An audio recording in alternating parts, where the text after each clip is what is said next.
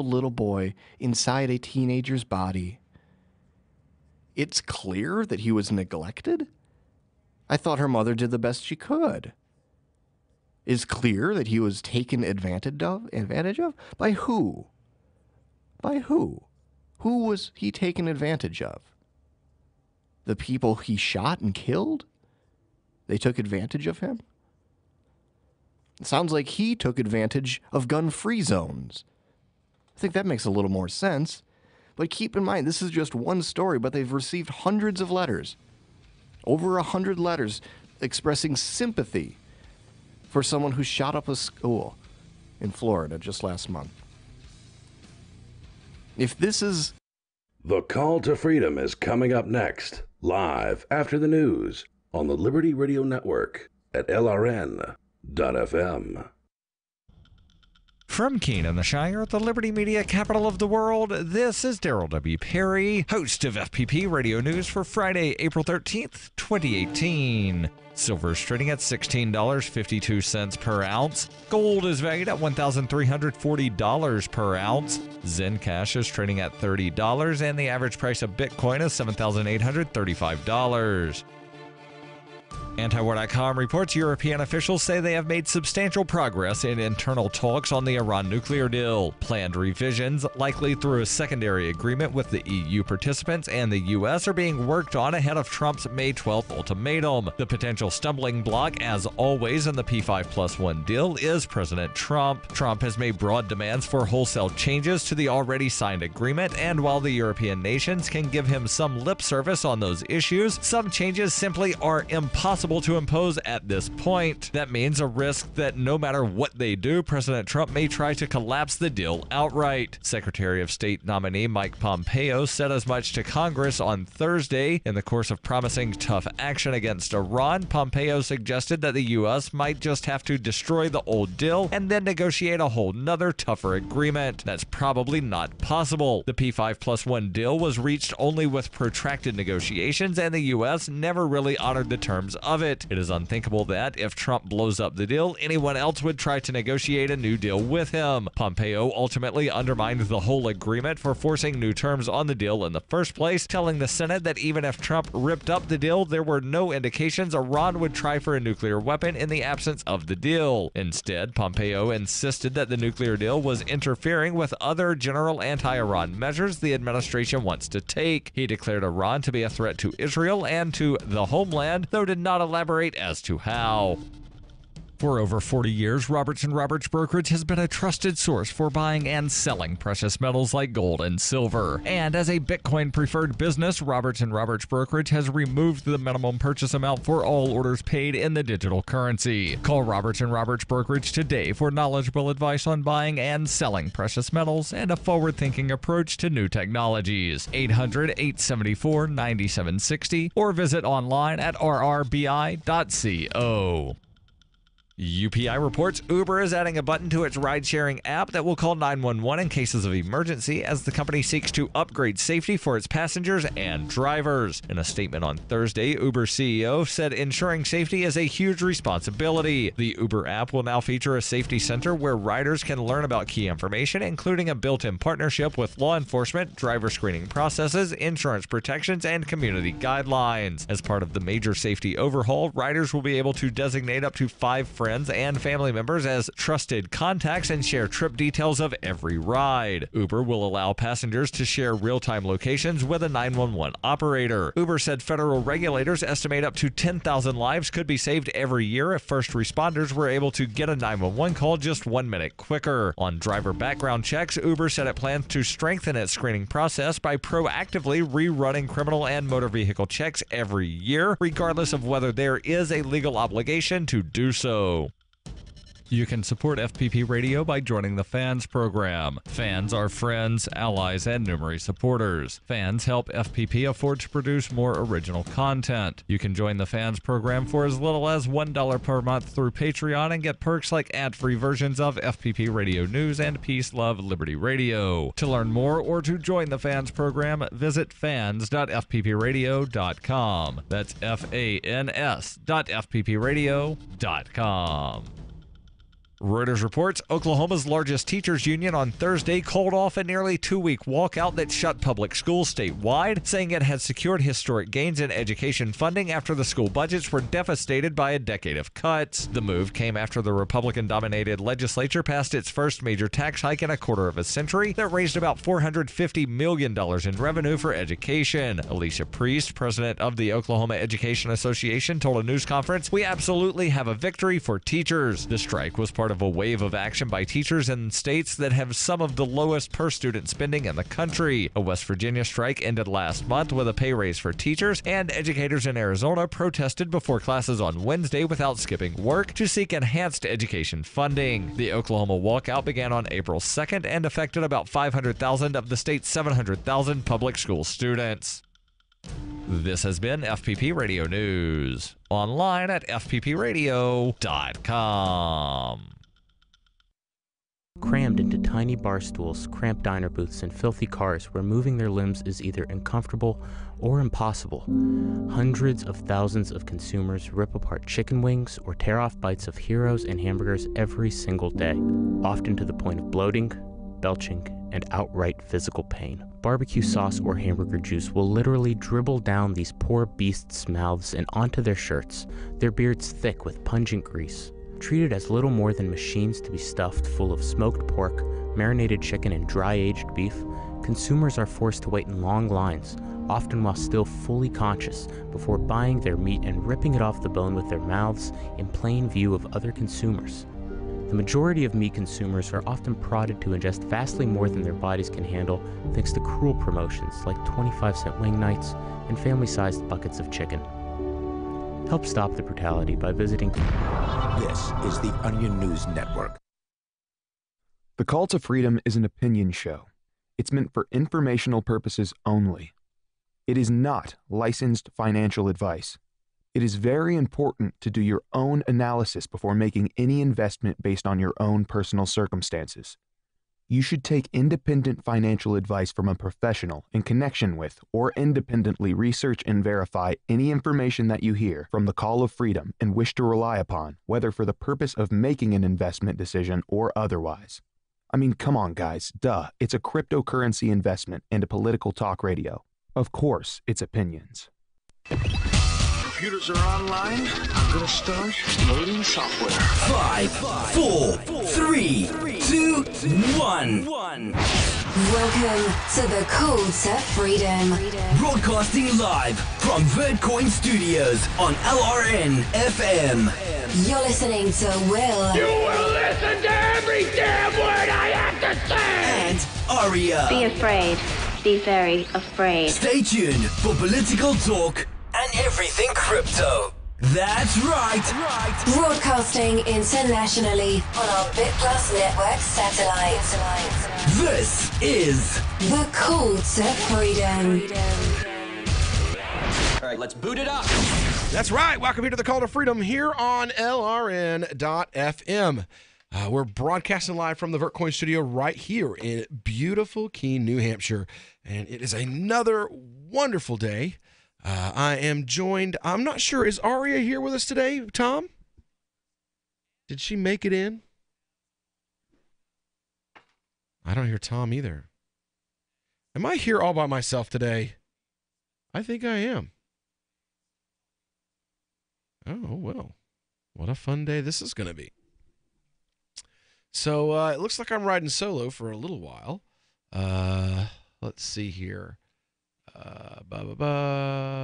Email. Ooh. Very nice. Very nice. I'm going to run to the post office no later than 5 and hopefully a lot. Oh, wow. So taxes. Taxes have taken away my co-hosts. I'm guessing that Aria is still dealing with a car that's just, it's not in very good shape. It has, her battery caught on fire today. So she's dealing with that. Wow. Very, very nice, Terry and Arcona. The flag that you posted today at about 3 in the afternoon. I'm a anime fan and definitely like that. Now, we've got a number of stories that I want to cover today. Unfortunately, it looks like I don't really have any of my co-hosts in here to cover them with me, but we're going to knock it out. I guess you guys are just going to have to listen to me ramble on for an hour. So if you want to call in and interrupt my ramblings, you're welcome to do so at 603-283-6160. Again, that's 603-283-6160. You can also get us on Discord, on the Discord line at discord.lrn.fm, or you can also call in on Skype at lrn.fm. So we wanted to start here with a story from The Intercept that makes a point that I've actually made quite a few times myself over the last few years. It says here that a study shows how American polarization is driven by a team sport mentality, not by disagreement on issues. In 2004, then Senator Barack Obama wowed the country with an address at the Democrat National Convention designed to unite the country and tear down partisan divides. Now, even as we speak, there are those preparing to divide us. The spin masters and negative ad peddlers who embrace the politics of anything goes, he said. Well, I say to them tonight, there's not a liberal America and a conservative America. There's a United States of an America. In so-called blue states, they worship an awesome God, and in red states, many people have gay friends. There's not a black America or a white America or a Latino America and an Asian America. There's a United States of America, he said to thunderous applause. Well, the years since then have softened the national debate over marriage equality, but the question of how we fall into color-coded political patterns has gotten even more resonant.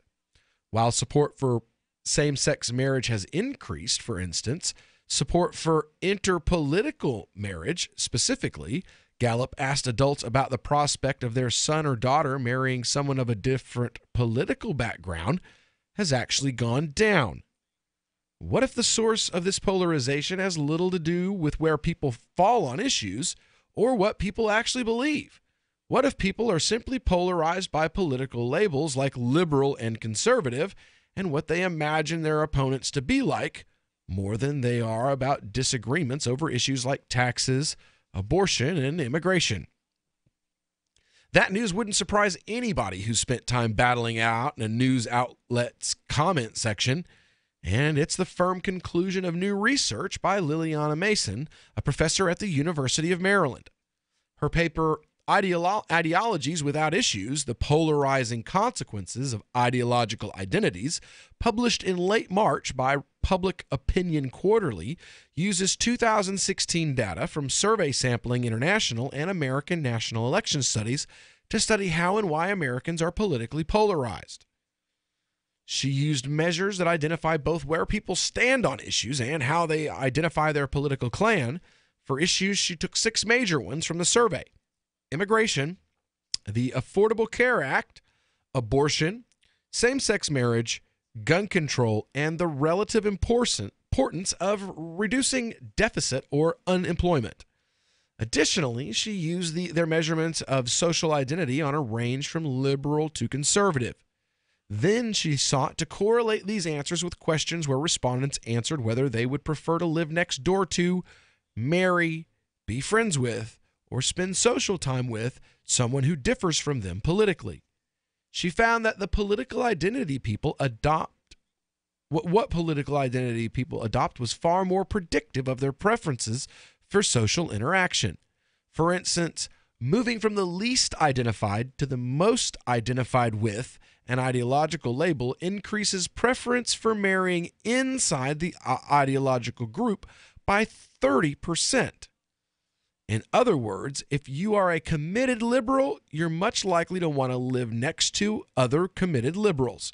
But if you disagree strongly with them about a specific issue like abortion, not so much.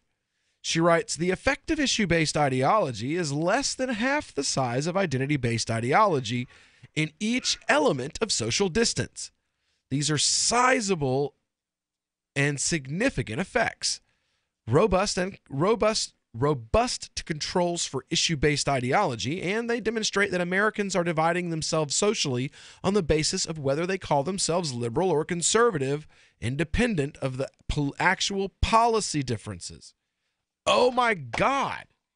It's what libertarians have been talking about for years. Finally, research is coming out to once again prove these points, that people don't really care. We're seeing it right now. Republicans don't really care about deficits. They don't.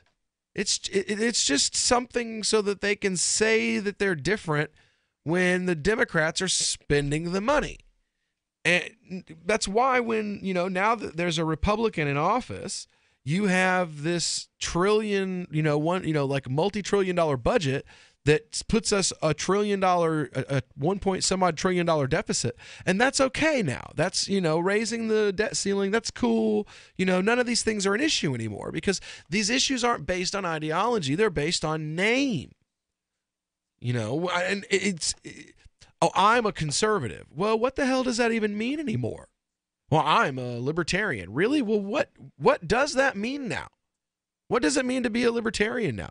Does it even mean to support the non-aggression principle? Does it mean to support finding nonviolent solutions to social problems? Or does it mean supporting common sense gun control? Does it mean supporting censoring people with controversial opinions? What do these labels mean now? What do they mean? Because that's how we're now dividing ourselves up. We're not dividing ourselves up based on the principles that these labels used to stand for, just on the name alone. If you've got an opinion on this, give us a call, 603-283-6160. Do you think political labels are more important in today's social structure than the principles that once backed them? Let us know what you think here on the Call to Freedom. We'll be right back in just a moment.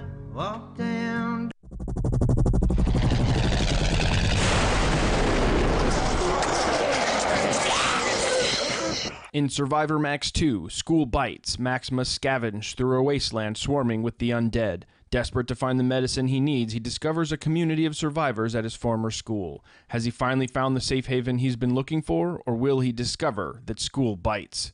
Look for Survivor Max on Facebook, read reviews on Amazon, and read Chapter 1 at survivormax.com. The Free State Project has reached its goal of 20,000 liberty lovers who've pledged to move to New Hampshire and get active to achieve liberty in our lifetime. Perhaps you're trying to figure out what part of New Hampshire should be your destination. If so, consider Keene. You'll find more than 150 reasons to move to Keene at move.freekeene.com. Keene is famous for its historic, publicity-generating activism, as well as being the liberty media capital of the world. It's home to freekeene.com, New Hampshire's destination for liberty activism, news, and opinion. For years, we've been compiling over 150 reasons to move to Keene at move.freekeene.com, where you'll learn about some of what's happening here and what makes Keene a great place to live. If you love liberty, you'll probably enjoy anywhere you end up in the Shire. But do your due diligence first. Please visit move.freekeene.com for the full list of over 150 reasons to move to Keene. That's move.freekeene.com. Did you know you can get news updates about what's happening with the Liberty Radio Network delivered in the way you prefer? You can sign up for our email updates at updates.lrn.fm. Plus, you can stay in the loop by joining our Facebook profile at facebook.lrn.fm or follow us at Twitter at twitter.lrn.fm. It's all free, so sign up now at updates.lrn.fm for news updates delivered to your email box, facebook.lrn.fm to follow our Facebook page, and twitter.lrn.fm to receive our tweets. I love My Magic Mud. I drink a lot of coffee. I had stains on my teeth. Then I found My Magic Mud, and I was told it would remove stains. So I paid attention when I brushed the first time. My Magic Mud is black tooth powder, and the difference it made in my teeth in one application was noticeable. With 4, my teeth were as white as you normal folks out there. Please go to mymagicmud.com and buy a jar. There's 150 applications for $25. You can use Bitcoin, mymagicmud.com. Imagine someone in your community getting in their car, turning on the radio, and hearing the Liberty Radio Network. You can make that vision a reality with your own micro radio station. Visit broadcast.lrn.fm to learn how you can put our programs on the air in your area. You can have LRN.FM running around the clock, and you can even add in your own local shows. Building a radio station is simple, but programming isn't. That's where LRN.FM comes in. Learn more at broadcast.lrn.fm. That's broadcast.lrn.fm. This is Michael Dean from the Freedom Fiends. I've run websites since 1996 and have used over a dozen web hosts in that time. AgristHosting.com is the only one that hasn't broken my heart. Agrist Hosting's uptime and service is stellar, and their DDoS mitigation is the best I've seen. That's important because if you tell the truth in this world, you'll ruffle feathers. And some people will try dirty tricks to silence your voice. No matter what the haters hit us with, Agrist Hosting keeps our websites online. If you have a mission-critical commercial presence or a world-changing activism site, you cannot tolerate any skullduggery. So go with agristhosting.com. Have a WordPress or blog site, but you're not satisfied with performance or uptime? Or just want raw hosting? Want to pay with Bitcoin? Agrist Hosting specializes in high-performance hosting with personalized service. Go to agristhosting.com and click on the button that says Get Hosted. That's agristhosting.com. You can put the Liberty Radio Network on the air in your area. Visit broadcast.lrn.fm to learn how. Broadcast.lrn.fm. You are listening to the Call to Freedom live on LRN.FM. تستمعون إلى نداء للحرية مباشرة على LRN.FM.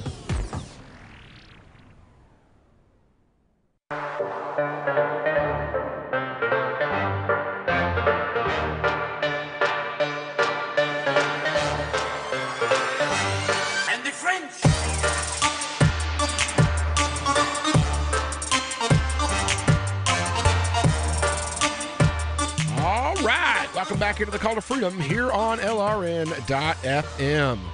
We are broadcasting live here from the VertCoin studio in beautiful Keene, New Hampshire, and I'm joined, on the phone by my normal co-host, Mr. Tom Gray. He's late today because he had to go and pay his tax bill. How you doing, Tom? Not more like extortion, when they won't even give you the number that you need to file online, so you have to drive to the post office and pay postage. Well, they got to hit you up for a little bit of extra money any way they can. So, basically, we've been talking here, and again, if you want to get involved in this conversation, give us a call at 603-283-6160 or hit us up on the discord.lrn.fm, or you can ring us on Skype at lrn.fm studio. We're talking about a study at the University of Maryland that has basically finally proved what most of us... the 2016 election completely solidified this for me, that this is what American politics is. Because of the easily shifting alliances, like people that campaigned against in favor of Bernie Sanders, against Hillary as like Hitler in a pantsuit, completely switched. And we're literally saying, don't listen to any of the things I said before. Forget philosophy. Just remember that she's not Trump. She's not a Republican. And that's all that mattered. The fact that she was George W. Bush in a pantsuit, didn't matter. Democrats were more than happy to vote for a female version of George W. Bush and for George W. Bush's policies with boobs, because it had a D next to the name instead of an R. And that's a scary thought. Mason here says that she believes that the implications of such shallow divisions between people could make the work of living in a representative democracy harder. If your goal in politics is not based around policy, but simply defeating your perceived enemies, well, what exactly are you working toward? I mean, is there any surprise that there's an entire genre of campus activism dedicated to simply upsetting your perceived political opponents?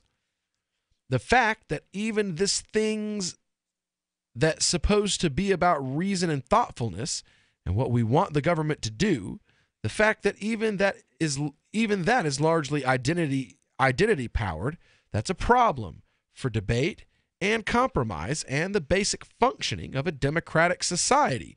Because even if our policy attitudes are not actually about what we want the government to do, but instead about who wins, then nobody cares what actually happens in government.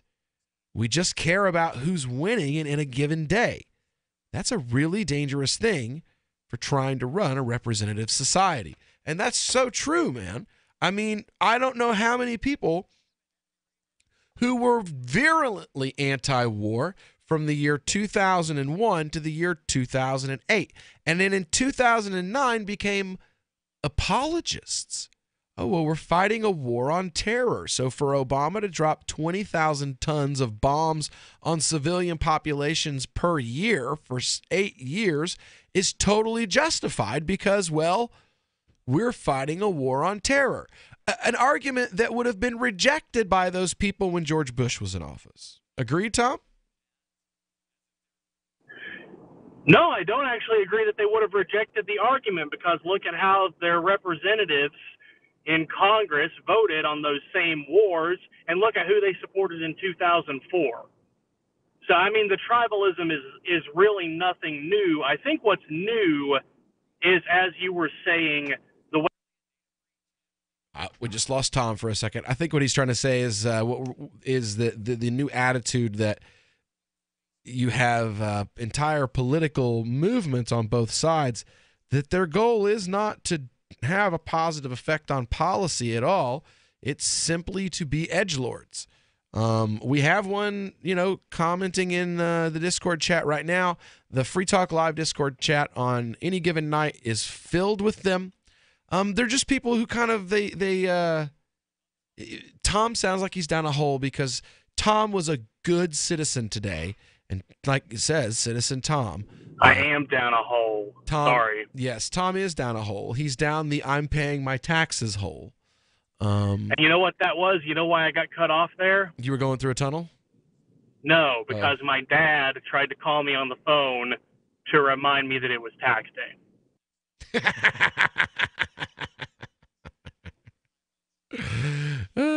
So anyway, what were you saying, Tom? So what I was saying is, I think what's changed with the tribalism is the way that it's leaked into how we relate to our neighbors. And we insist on knowing the political labels of our neighbors in ways that we used to not. We used to live in ignorance of these things. Like, I think the tribalism's always been there, and what saved us was simply not knowing. And the age of not knowing is what's unfortunately gone away. It's once you know someone's political label, there's this feeling like you're obliged to completely change how you relate to them.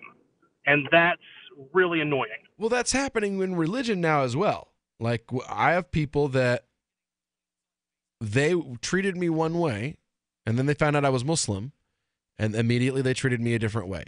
And like, yeah, I didn't stop being a different. My favorite is like, why didn't you tell me? And I was like, well, I don't. What? I don't. Okay. But with you guys, like, they would have to not know your wife. Yeah. At all. They would have to not know any of your kids. They would have to, that's different from politics, because your religion, at least, and this isn't true for everyone, but your faith is very deeply ingrained in your life in ways that even if you know you in a cursory manner, you should notice. Yeah. That Farah wears a hijab when she's in public, or that you send your kids to a madrasa, or that you are, an imam. That I'm an imam, have a foot-long beard. Or that your business card says America's favorite libertarian Muslim, literally. Yeah. I don't know if you have business cards, but if they did, it would say that. Actually, my business card says imam and director of the Masjid Al-Latif and Interfaith Community Center. And it's but what's ironic is, and as you were talking about ideology, I was thinking to myself, what has become more accepted is interfaith marriage. Yes. Which requires a lot more depth of understanding and willingness to work past your differences. And I get intercultural marriage too. We're seeing a lot more intercultural marriages. And let me tell you from experience, if you're a white guy and you married into an Indian or Pakistani family, you're going to be in for a ton of culture shock because there are things they do that just don't make any sense. But there's a lot of families that are weathering that. I know families that have kids that are graduated high school and they're halfway through college now. And they're intercultural families that were fighting against the grain 15 years ago.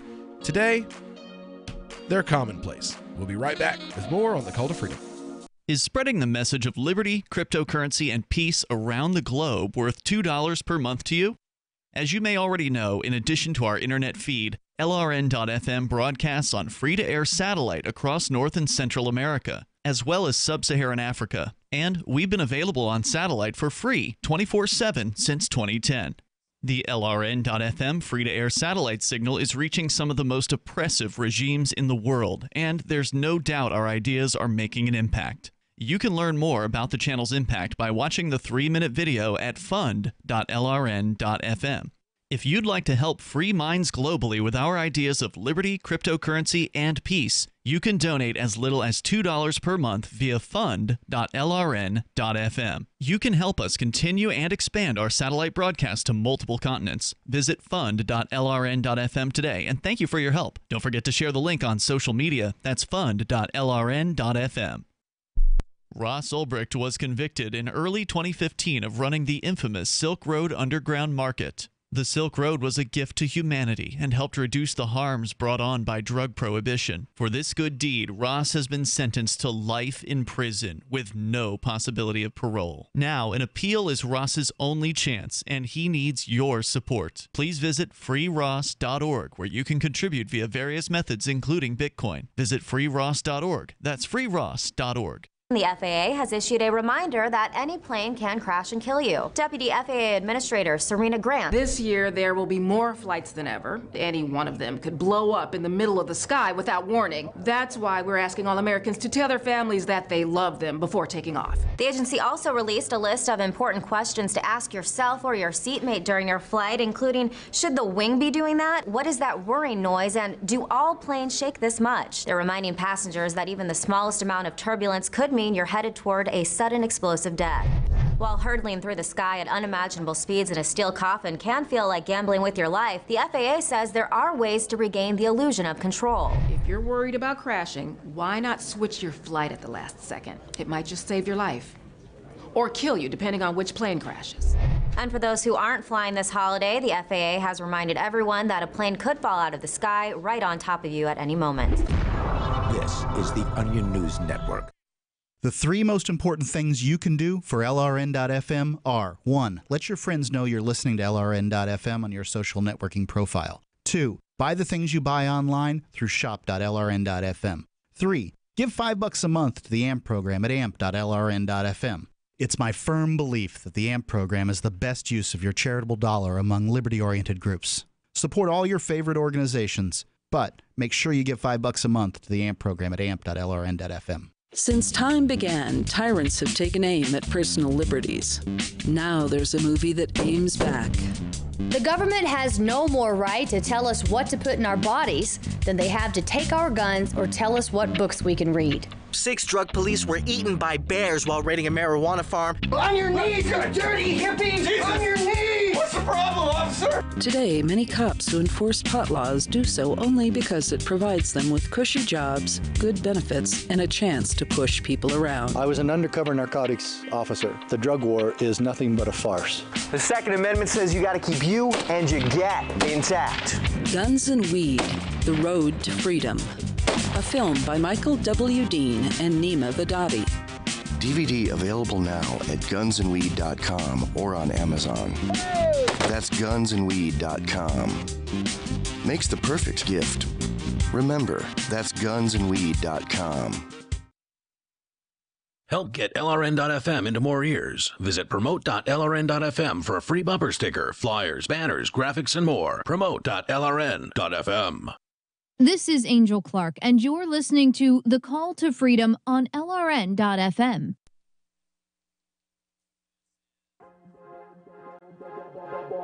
All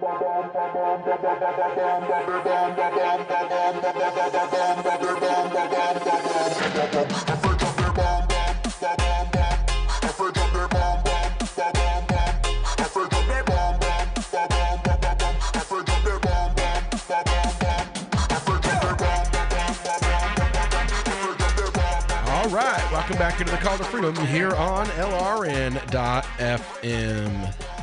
So we are broadcasting live from the VertCoin studio right here in beautiful Keene, New Hampshire, and it is another wonderful day. I'm wondering, are you interested in coming up? Do you want to visit our wonderful little crypto community? Because we would love to have you come up here. You're welcome to come to this wonderful little festival that's going on here in just a few weeks. You can join liberty-minded activists and anarchists and libertarians and, well, just all kinds of folks here June 14th through the 18th at ForkFest. Now, ForkFest is a fork of other camping parties in the woods. And, it's at Rogers Campground in the beautiful White Mountains of New Hampshire. You're invited to come create whatever experience that you'd like others to have. ForkFest is completely decentralized, so that means it's up to you to create what happens. Or, well, you know what? You can simply relax and go camping with other liberty lovers in the woods. Go on over to forkfest.party to learn more. You can sign up for the Telegram chat group or join the forum. Again, that's forkfest.party. So we were talking earlier about this idea about political identity and it being more important than the principles that are behind these political identities. So I thought it would be a good opportunity to kind of switch gears a little bit to this other story I found. To me, this is a really interesting story. I was telling Tom off the air that to me it's a really interesting story in the context of the whole, like, we have this in America. We have a very narrow view of what Islam is, and what goes on in these different Muslim countries, how things really are in these different Muslim countries. So what I wanted to do was make this. Here, I'll just get into it. I wish you could see the picture because it's just a picture of a woman wearing a hijab, right? And it's got a phone number and some writing in Arabic on it. And the Kuwaiti Ministry of Endowments and Islamic Affairs put the billboard up with the slogan, "My hijab makes my life better." You would think in like Kuwait, in a country like Kuwait, this would be uncontroversial. But it's not. It's not uncontroversial at all, it turns out. It's very controversial. The billboard was launched by the Ministry of Endowments and Islamic Affairs with the slogan, "My hijab makes my life better." And, well, it stirred controversy in Kuwait with many activists criticizing it for promoting intellectual currents through the hijab and infringing the laws of the Kuwaiti Constitution. In this context, Kuwaiti National Assembly member Safa El-Hashim, published a tweet which featured a photo of the billboard in question with the comment, "A strange campaign. A civil state with a constitution that guarantees personal freedom cannot approve of such advertisement." In an interview with Al-Arabiya.net, Hashim affirmed that she contacted the Minister of Endowments to stop the campaign that she deemed, quote, strange. Hashim stated that, quote, "I did not attack the hijab itself, as I still think it is a personal matter as held in the Constitution, and a lot of women in my entourage are veiled. I consider claims arguing that my statement is a response to me being non-elected futile, as I would not benefit from attacking my own electors. My question was to the point. Who's behind this campaign? Is it a campaign promoted by the ministry itself or a governmental one? If funded by the government, why does the billboard feature the name of a third party? And since when and on what terms are government awareness campaigns sponsored by persons? She addressed the Minister of Endowments. I have a parliamentary question. Did this campaign go through the legal channels?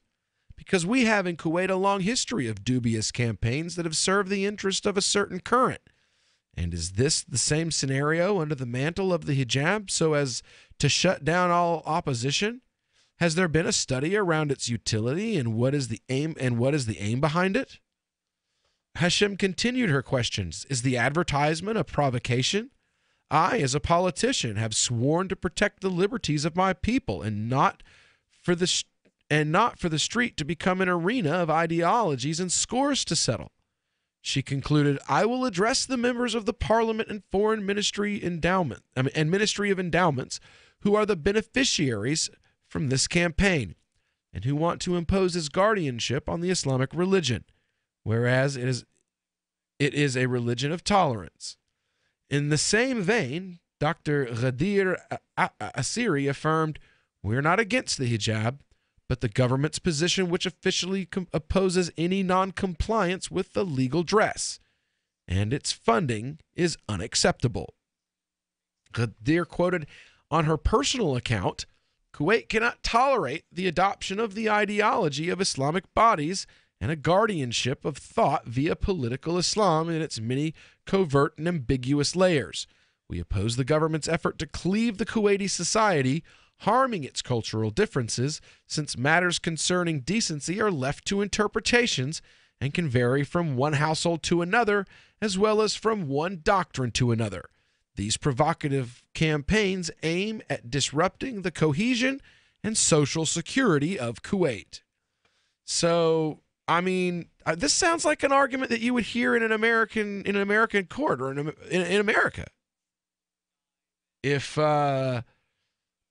say some obscure state body decided to fund I read my Bible and it makes my life better campaign, and they use tax dollars to pay for it, we would be seeing an argument almost exactly like this in state houses across the U.S., would we not, Tom?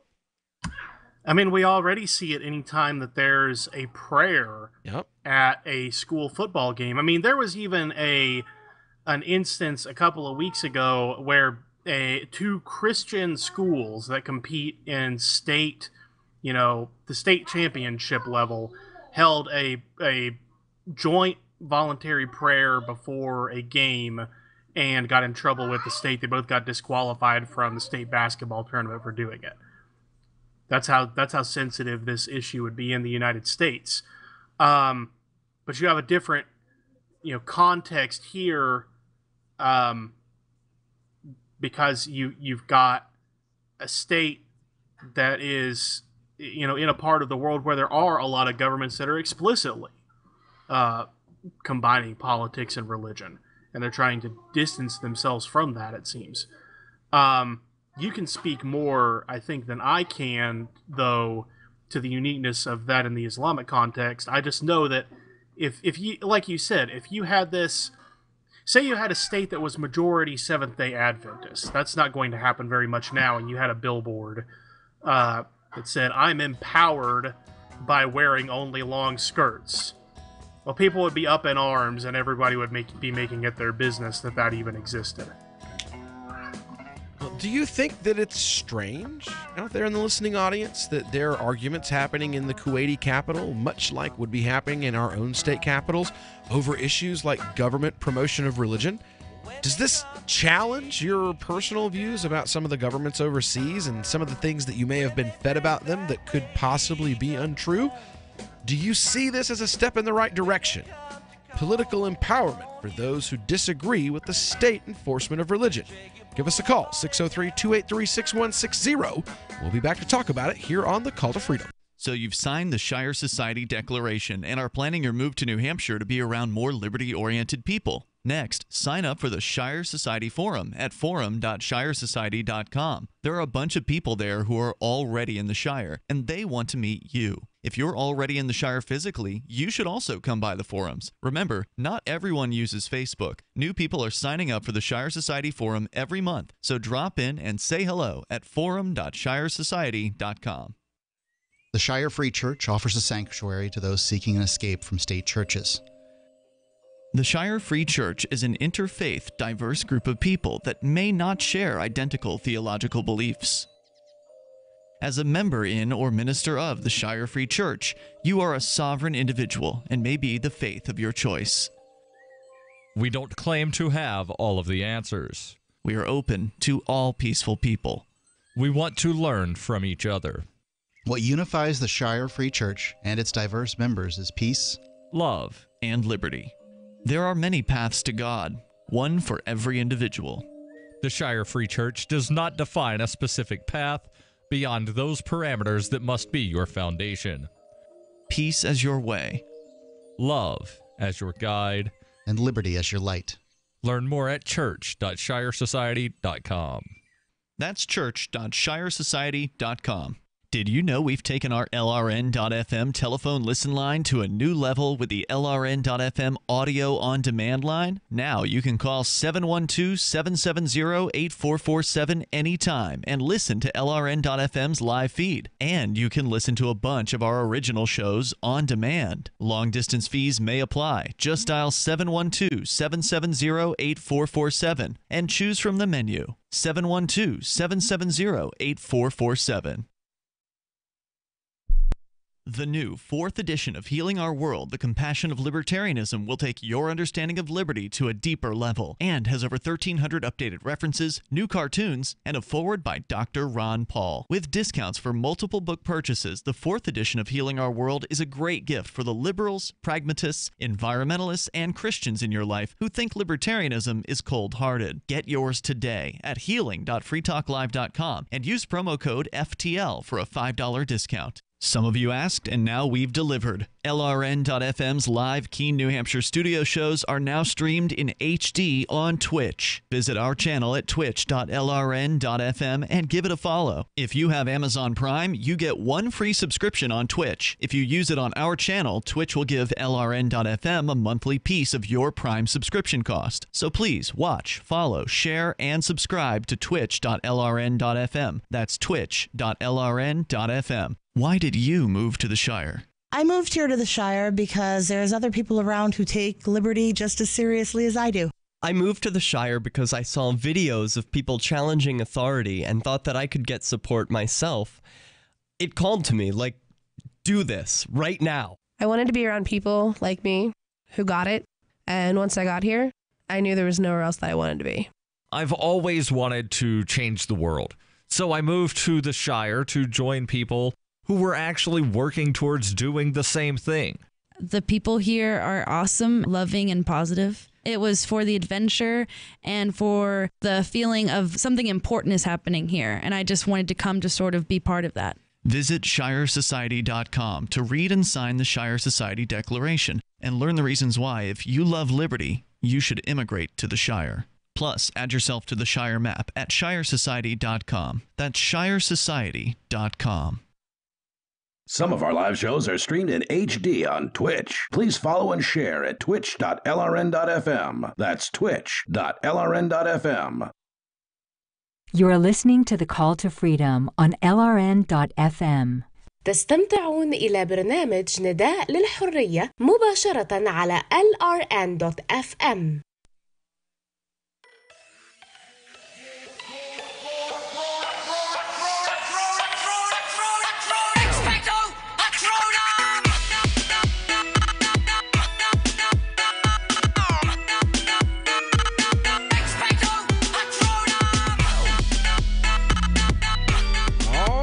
Welcome back here to the Call to Freedom here on LRN.FM. Now, we've been talking about this story here, which I found, at the very least, it challenges stereotypes that we have about about countries overseas, about the this is freedom, that's freedom. These countries have this, these countries don't have that. The fact that America's Constitution, like we like to rah a lot, particularly in schools growing up. When we tell our students, like America's the only place in the world that's free, and that's just a lie. That's an out and out lie. There are some things you can do here that you can't do other places. Like you can use racial, you can say racially offensive things without going to jail, which you can't do in most other Western nations. But outside of that, there really isn't a whole lot. Gun rights, they're your two things. Gun rights and your ability, you can criticize the government in most of these countries, but you can't use racial, you can't purposefully insult other people in a racial manner or a cultural or religious context. But outside of those two things, you really don't, most countries have a constitution at this point. So like, oh, America has a constitution. Well, good for you. So does everybody else. Lord have mercy. Saudi Arabia says they have a constitution. No, Lord have mercy. It is not the Quran. But this concept that these discussions don't happen elsewhere, I think is a huge myth. That it's a really good idea that we crush that. And this story here really does that. You have and again, it's a billboard. On this billboard, you have it's nothing really crazy. It's just a painting from like the shoulders up of a woman with a black hijab. That's it. And it says, "My hijab makes my life better." And again, that's a really simple message. You would think in countries like, at least based on the stereotype, Tom, like when you think of Kuwait, do you think of country with constitution where public argument over whether or not certain religious orthodoxies are required is being had in public debate in the state house? I primarily only think that because I hang out with you. Well, yeah, right. Hang out on the radio. I have to, and when I hear the name of a Middle Eastern country, I do have to check myself because there is that inboard assumption that we're talking about something with at least some semblance of a theocracy. What I'm still not clear about, though, is why the government was running this campaign. What was the motivation behind having a billboard? And that's what she's saying, is why are we doing this? According to our legal structure, this is not appropriate. It's not an appropriate expenditure of state funds. So if it's not appropriate, and it shouldn't have happened, why did it happen? Who is pushing it? Should we be pushing these ideological ideas? Because hijab has become is becoming like one of those. It's becoming like abortion. It's becoming a very what's the word? Divisive issue among Muslims. Interesting. It is because you have lots. Like Pakistani women and Indian women, by and large, they carry their hijab around with them. And then they just put it on when they go into the mosque. In Malaysia or Indonesia, women wrap, and it's not required by law. It's just they wrap up. But then you also have like Aga Khanis and other sects that don't wrap at all. Hell, you have sects of Muslims that believe that it's wrong to read the Quran. You have sects of Muslims that don't pray. So the ones who think it's wrong to read the Quran, is it like like it was in the old Catholic Church, yes, where they think that it should be left up to the learned people to tell them, okay. Yes, you have sects like that say basically there are certain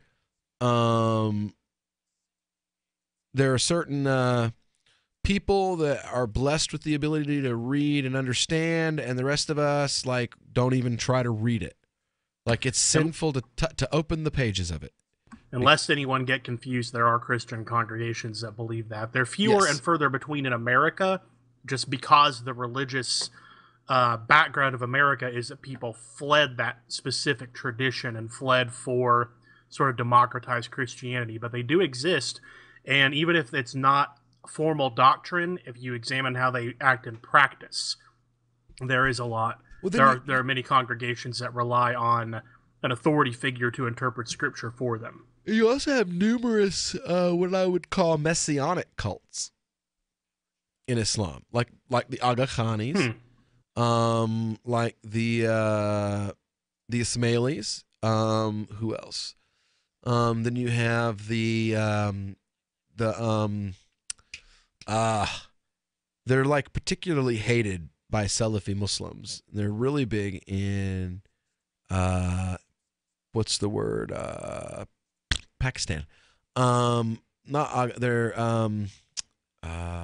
can't remember his name now, but they're a messianic cult that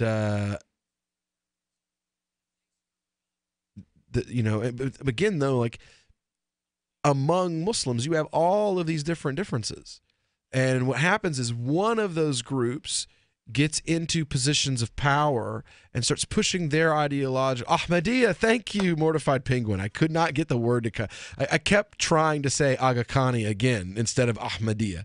But yeah, the followers of Ghulam Ahmad, they also are a messianic cult. And, you know, in Kuwait, you have all of these different groups, right? And not all of them believe the same thing about hijab. Not all of them believe that it's like a requirement or that it's or that it's even a righteous religious act, you know. And so there's differing opinions among all of them. And what this lady is saying is that in a society like this where you have those things, the government pushing one position is inappropriate. Completely inappropriate. If the legal system there is built to support the free expression of all faiths, then for the government to be seen as supporting one interpretation over the other is problematic. And she wants to get to the bottom of this, and you can bet your butt we're actually going to keep an eye on this story. I'm going to keep up with the story. We are going to try to get her on the show next week. We do have quite a few guests lined up for next week, by the way. We're going to have Imam Zaid Shakir in from the Zaytuna Institute and New Islamic Directions on Thursday. He officiated the Stefan Clark funeral, and he'll be giving us his first-hand account of that.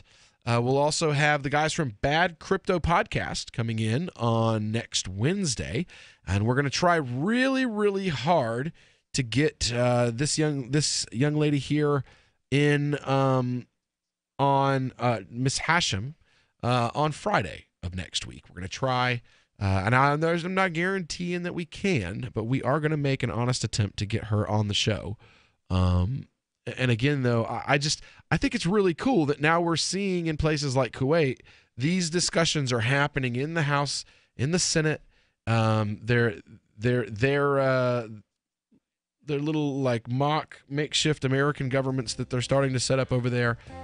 They are having these arguments and having these discussions in a more productive way than, you know, burning, you know, the one guy thinks one thing, one guy thinks the other thing, and they each send their supporters to burn each other's houses down.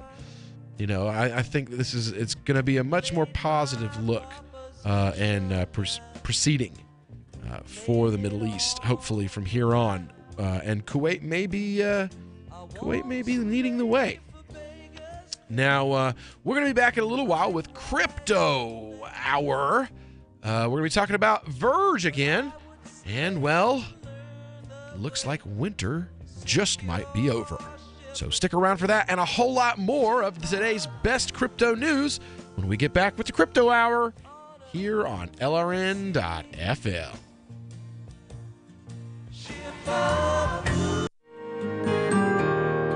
So the protection of life, liberty, and property is what the Free State Project is all about. But it's an effort to move 20,000 people who understand. It's about demonstrating to the entire country that, yeah, we can have a free market, a truly free market. Making it just a freer, great place to live.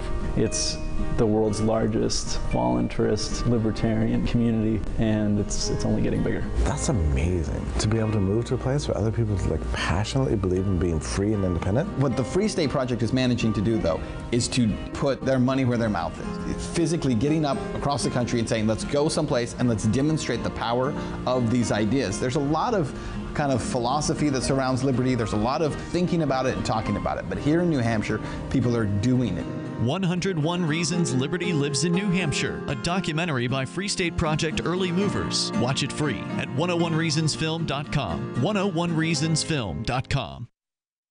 Did you know you can listen to LRN.FM via our free-to-air satellite channels? We have channels over nearly all of North America and much of Africa. All you need is an affordable receiver and a dish as small as 30 inches. There are no monthly fees. Learn more at sat.lrn.fm. Plus, if you are a broadcaster or want to be one, this is a good delivery method for our content. See our coverage maps and get details at sat.lrn.fm. That's sat.lrn.fm. sat.lrn.fm. Cell 411 is a free app for Android and iOS that replaces government-controlled 911. Cell 411 allows you to preset a group of friends or private organizations to show up at any emergency. Cell 411 is a nightmare for the state because it proves their so-called services aren't needed. Cell 411 has had thousands of installs, and of course it's covered by the BIPCOT no government license. Cell 411 because your friends won't shoot you when you're in trouble. Without the government, who would build the emergency services? You and Cell 411. Get it today at getcell411.com. More of the Call to Freedom is coming up next, live after the news on the Liberty Radio Network at LRN.FM. From Keene in the Shire, the Liberty Media capital of the world, this is Daryl W. Perry, host of FPP Radio News for Friday, April 13th, 2018. Silver is trading at $16.52 per ounce. Gold is valued at $1,340 per ounce. Zen Cash is trading at $30, and the average price of Bitcoin is $7,835. Antiwar.com reports European officials say they have made substantial progress in internal talks on the Iran nuclear deal. Planned revisions, likely through a secondary agreement with the EU participants and the U.S., are being worked on ahead of Trump's May 12th ultimatum. The potential stumbling block, as always in the P5+1 deal, is President Trump. Trump has made broad demands for wholesale changes to the already signed agreement, and while the European nations can give him some lip service on those issues, some changes simply are impossible to impose at this point. That means a risk that no matter what they do, President Trump may try to collapse the deal outright. Secretary of State nominee Mike Pompeo said as much to Congress on Thursday. In the course of promising tough action against Iran, Pompeo suggested that the U.S. might just have to destroy the old deal and then negotiate a whole nother tougher agreement. That's probably not possible. The P5+1 deal was reached only with protracted negotiations, and the U.S. never really honored the terms of it. It is unthinkable that, if Trump blows up the deal, anyone else would try to negotiate a new deal with him. Pompeo ultimately undermined the whole agreement for forcing new terms on the deal in the first place, telling the Senate that even if Trump ripped up the deal, there were no indications Iran would try for a nuclear weapon in the absence of the deal. Instead, Pompeo insisted that the nuclear deal was interfering with other general anti-Iran measures the administration wants to take. He declared Iran to be a threat to Israel and to the homeland, though did not elaborate as to how. For over 40 years, Robertson Roberts Brokerage has been a trusted source for buying and selling precious metals like gold and silver. And as a Bitcoin-preferred business, Robertson Roberts Brokerage has removed the minimum purchase amount for all orders paid in the digital currency. Call Robertson Roberts Brokerage today for knowledgeable advice on buying and selling precious metals and a forward-thinking approach to new technologies. 800-874-9760 or visit online at rrbi.co. UPI reports Uber is adding a button to its ride-sharing app that will call 911 in cases of emergency as the company seeks to upgrade safety for its passengers and drivers. In a statement on Thursday, Uber's CEO said ensuring safety is a huge responsibility. The Uber app will now feature a safety center where riders can learn about key information, including a built-in partnership with law enforcement, driver screening processes, insurance protections, and community guidelines. As part of the major safety overhaul, riders will be able to designate up to 5 friends and family members as trusted contacts and share trip details of every ride. Uber will allow passengers to share real-time locations with a 911 operator. Uber said federal regulators estimate up to 10,000 lives could be saved every year if first responders were able to get a 911 call just 1 minute quicker. On driver background checks, Uber said it plans to strengthen its screening process by proactively rerunning criminal and motor vehicle checks every year, regardless of whether there is a legal obligation to do so. You can support FPP Radio by joining the Fans program. Fans are friends, allies, and numerous supporters. Fans help FPP afford to produce more original content. You can join the Fans program for as little as $1 per month through Patreon and get perks like ad-free versions of FPP Radio News and Peace, Love, Liberty Radio. To learn more or to join the Fans program, visit fans.fppradio.com. That's fans.fppradio.com. Reuters reports Oklahoma's largest teachers union on Thursday called off a nearly 2-week walkout that shut public schools statewide, saying it had secured historic gains in education funding after the school budgets were devastated by a decade of cuts. The move came after the Republican-dominated legislature passed its first major tax hike in a quarter of a century that raised about $450 million in revenue for education. Alicia Priest, president of the Oklahoma Education Association, told a news conference, "We absolutely have a victory for teachers." The strike was part of a wave of action by teachers in states that have some of the lowest per-student spending in the country. A West Virginia strike ended last month with a pay raise for teachers, and educators in Arizona protested before classes on Wednesday without skipping work to seek enhanced education funding. The Oklahoma walkout began on April 2nd and affected about 500,000 of the state's 700,000 public school students. This has been FPP Radio News, online at fppradio.com. This is the Onion Week in Review. A report released this week by the Brookings Institution found that the U.S. currently has enough chairs and that there is no urgent need to produce any new ones for the time being. Researchers confirmed through overwhelming evidence that there is absolutely no shortage of chairs, citing in their findings the sheer number of armchairs, folding chairs, bar stools, Adirondack chairs, swivel chairs, lazy boys, and rocking chairs already in existence. Our research shows that even in a place where there seems not to be enough chairs, a quick investigation will find 1 or 2 chairs just over in the next room. Basically, as far as chairs go, I'd like to reiterate that we have a very good number of them and could just use those. And in this week's local news, the guy in front of you is ordering for an entire construction crew. In other news, a local police department reduces costs by using the same evidence for every investigation. Voters are clamoring to hear if a female political candidate is a mother first, and a whitewater rafting trip in which a friend drowned is still pretty fun. This is the Onion News Network. The Call to Freedom is an opinion show. It's meant for informational purposes only. It is not licensed financial advice. It is very important to do your own analysis before making any investment based on your own personal circumstances. You should take independent financial advice from a professional in connection with or independently research and verify any information that you hear from the Call of Freedom and wish to rely upon, whether for the purpose of making an investment decision or otherwise. I mean, come on, guys. Duh. It's a cryptocurrency investment and a political talk radio. Of course, it's opinions. Hold. Hold. Hold.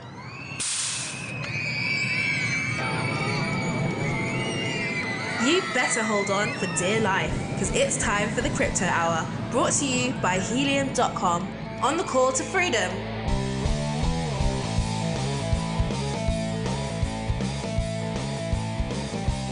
All right, welcome back here to the Call to Freedom on LRN.FM. Well, it is the Crypto Hour. It's hour 3. It's the last Crypto Hour of the week here on this Friday, a live edition. So, we've been talking to you for the last 10 days or so about Verge. Verge is a privacy-focused cryptocurrency that I've been watching since last year, and they've had some ups and some downs, and there is more news coming. The last month, it's been one heck of a roller coaster ride for Verge holders. The privacy-focused cryptocurrency made headlines with a mysterious fundraiser. And again, listen, folks, every article that I've read on what happened earlier this week has called it a, quote, 51% attack. Okay, that is not what happened. That is not what happened. Not what happened. There was a timestamp attack. There was a problem with the coding, a bug in the programming, not a 51% attack. Those two things are different. They are not the same. Though the need to fork a coin may come from a 51% attack, a timestamp attack where someone noticed a glitch in the programming and was changing timestamps in order to get themselves free coins is not the same thing as a 51% attack.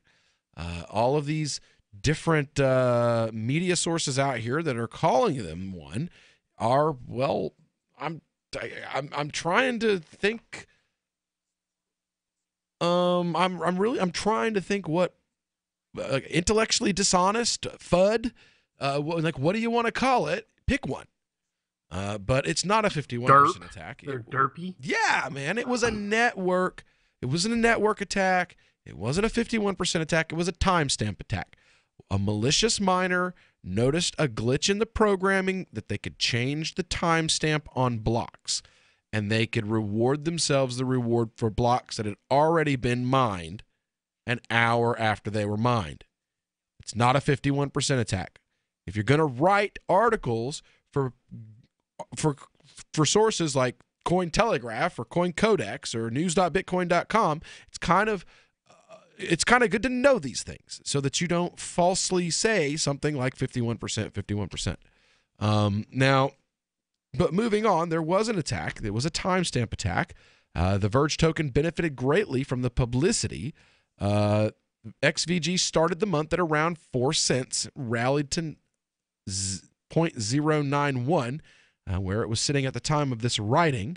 Looking at the values according to the Coinomi wallet, I believe that number's gone up just a little bit. The token's been a hot commodity in anticipation of the controversial April 17th announcement. The Verge team is promising to disclose the detail of a supposedly major partnership next Tuesday. I have Verge up just a little over 9.1, about 9.3. Let's see here. In the last 24 hours, the XVG BTC pair was the ninth most popular trading pair on the world's busiest cryptocurrency exchange and produced $87.4 million in trading volume, surpassing the likes of NEO, ICX, LTC, and IoT. Now, let's see here. Verge is currently the 21st cryptocurrency in market cap rankings and retains a market capitalization of $1.35 billion. The 20th place is occupied by the surging Omis Go, with a market cap of $1.36 billion. So we could see Verge achieve a higher position very soon. So what this author argues, though, is that Verge is actually punching above its weight in trading volume. So now, have you been watching Verge, Tom? Or is it just me and Aria? Really, mostly just you and Aria. I wish she was here.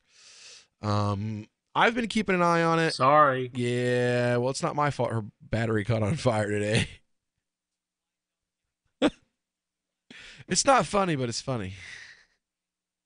It's totally It's not funny, ha. It's funny, glad it wasn't me. Oh, okay. Anyway. So, yeah, it's not funny, aha. It's just, and it's not even glad it wasn't me. It's just, It's funny, but it's not funny. I'm pretty glad it wasn't me. Oh, I am too. I am too. But yeah, so Verge, they had the Wraith protocols come out. The Wraith protocols came out late, caused a drop in the coins, value. Now you got a lot of people online that are bragging. You know, people like me who, when they saw the fall, they didn't jump out. Well, I didn't jump ship because like I didn't really lose any money. You know, like it just went down to where I bought it at. So, you know, at one point I think I was like $10 below my original investment. You know, and that's it. So like if you're not losing anything, you know, there's not really this huge urge to like jump off the cliff and, you know, sell out. You know what I mean? So I just stuck around, and my belief is there was a huge correction based on over speculation in some areas, based on based on oversaturation, you know, based on tons and tons of scams hitting, and the news from those scams hitting all at the same time and actually being covered by major news outlets. I think all of that had a huge impact. And for me, I'm like, you know what? I'm just going to go and I'm going to wait until July. If the market doesn't change before July, then I'll start looking into maybe selling a little bit of this coin. But I'm just going to sit until July and watch. By the time July gets here, I'll be back in a place where I'm happy. And sure enough, what is it? Middle of April? I'm back in a place where, I mean, I'm not ecstatic. Bitcoin Gold, I really like to shoot them in the head. I've lost quite a bit of money on Bitcoin Gold in the last 3 months. He's not literally going to shoot anyone, guys. Yeah. But I lost a lot of money in Bitcoin Gold, too, and I'm not happy either. Yeah, well, it's an algorithm. You know, to shoot Bitcoin Gold is not to shoot a person. It's to kill an algorithm. And I say it's time to kill the Bitcoin Gold algorithm. It is worthless. Absolutely worthless. Every investment that I've made in Bitcoin Gold is a loss. So, yeah, just kill the Bitcoin Gold algorithm and be done with it. Anyway, when we get back here, we have one author. He's declaring Bitcoin winter is over. Is it true? Do you think that Bitcoin winter, the crypto winter, do you believe that it's finally finished? Do you believe markets are finally coming back? I'm pretty hopeful. So this show host, this investor here, I'm very hopeful. I hope you will be hopeful, because your hopefulness mixed with my hopefulness, well, you know what? That usually means the rise of a bull market. We'll be back to talk about that and a whole lot more here on the Call to Freedom on LRN.FM.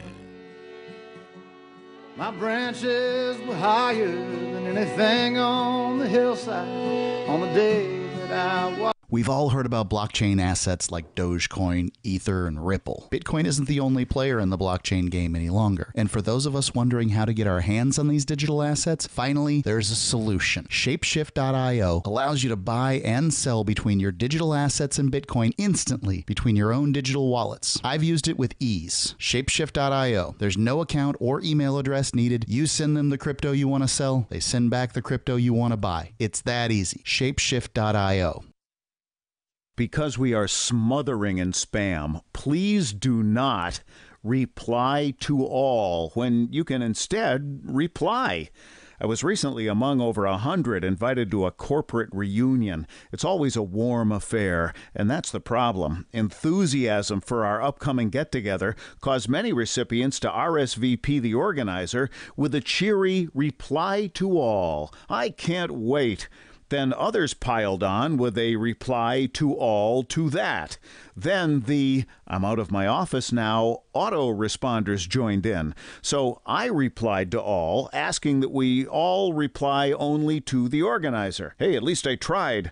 One invitee, apparently retired, shot back, "Point taken, but I really like seeing the responses since they're so positive." Smiley face. This better be an open bar. From survivalspeech.com, I'm Holland Cook. Here's a chance to do a little activism while you're cruising Facebook, Twitter, or Google+.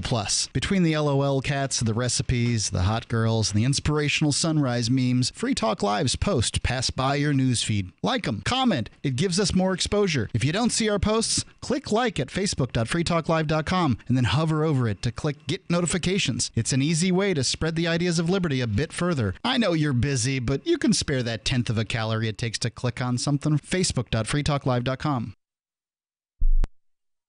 When you hear the word lobbyist, you probably think about greedy corporations, but not all lobbyists are the same. Some are fighting for the freedoms you hold dear. Liberty Lobby LLC is doing just that in New Hampshire, working hard to represent you, not some special interest group. You can help by going to libertylobby.info, where your contribution will give us the tools we need to ensure that your voice is heard. Visit libertylobby.info today to find out more.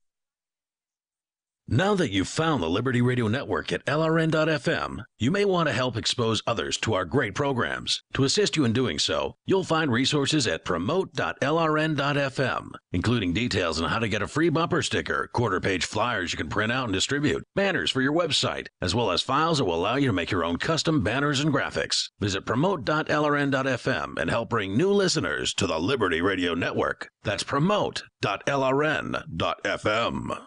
Join Daryl W. Perry on Peace, Love, Liberty Radio as he brings you news, views, and opinions while promoting the ideas of peaceful interaction. The FBI or CIA or NSA or any other government agency could also go to the FISA court and say that we want information on anyone associated with anyone who is under investigation by the FBI. If they could somehow connect you, my listener, to me, then you could possibly be subject to investigation by the FBI, the NSA, the CIA, or any other government agency. Not because I directly am under investigation that I am aware of, but as a donor to antiwar.com, and knowing that they have been investigated by the FBI, then it's very possible. Peace, Love, Liberty Radio, online at fppradio.com. Love what we do? Please help support our international satellite channels at patreon.lrn.fm. That's patreon.lrn.fm. You are listening to Call to Freedom's Crypto Hour, brought to you by helium.com. आप सुन रहे हैं स्वतंत्रता की पुकार के crypto our को, जिसके प्रस्तुत करता है helium.com.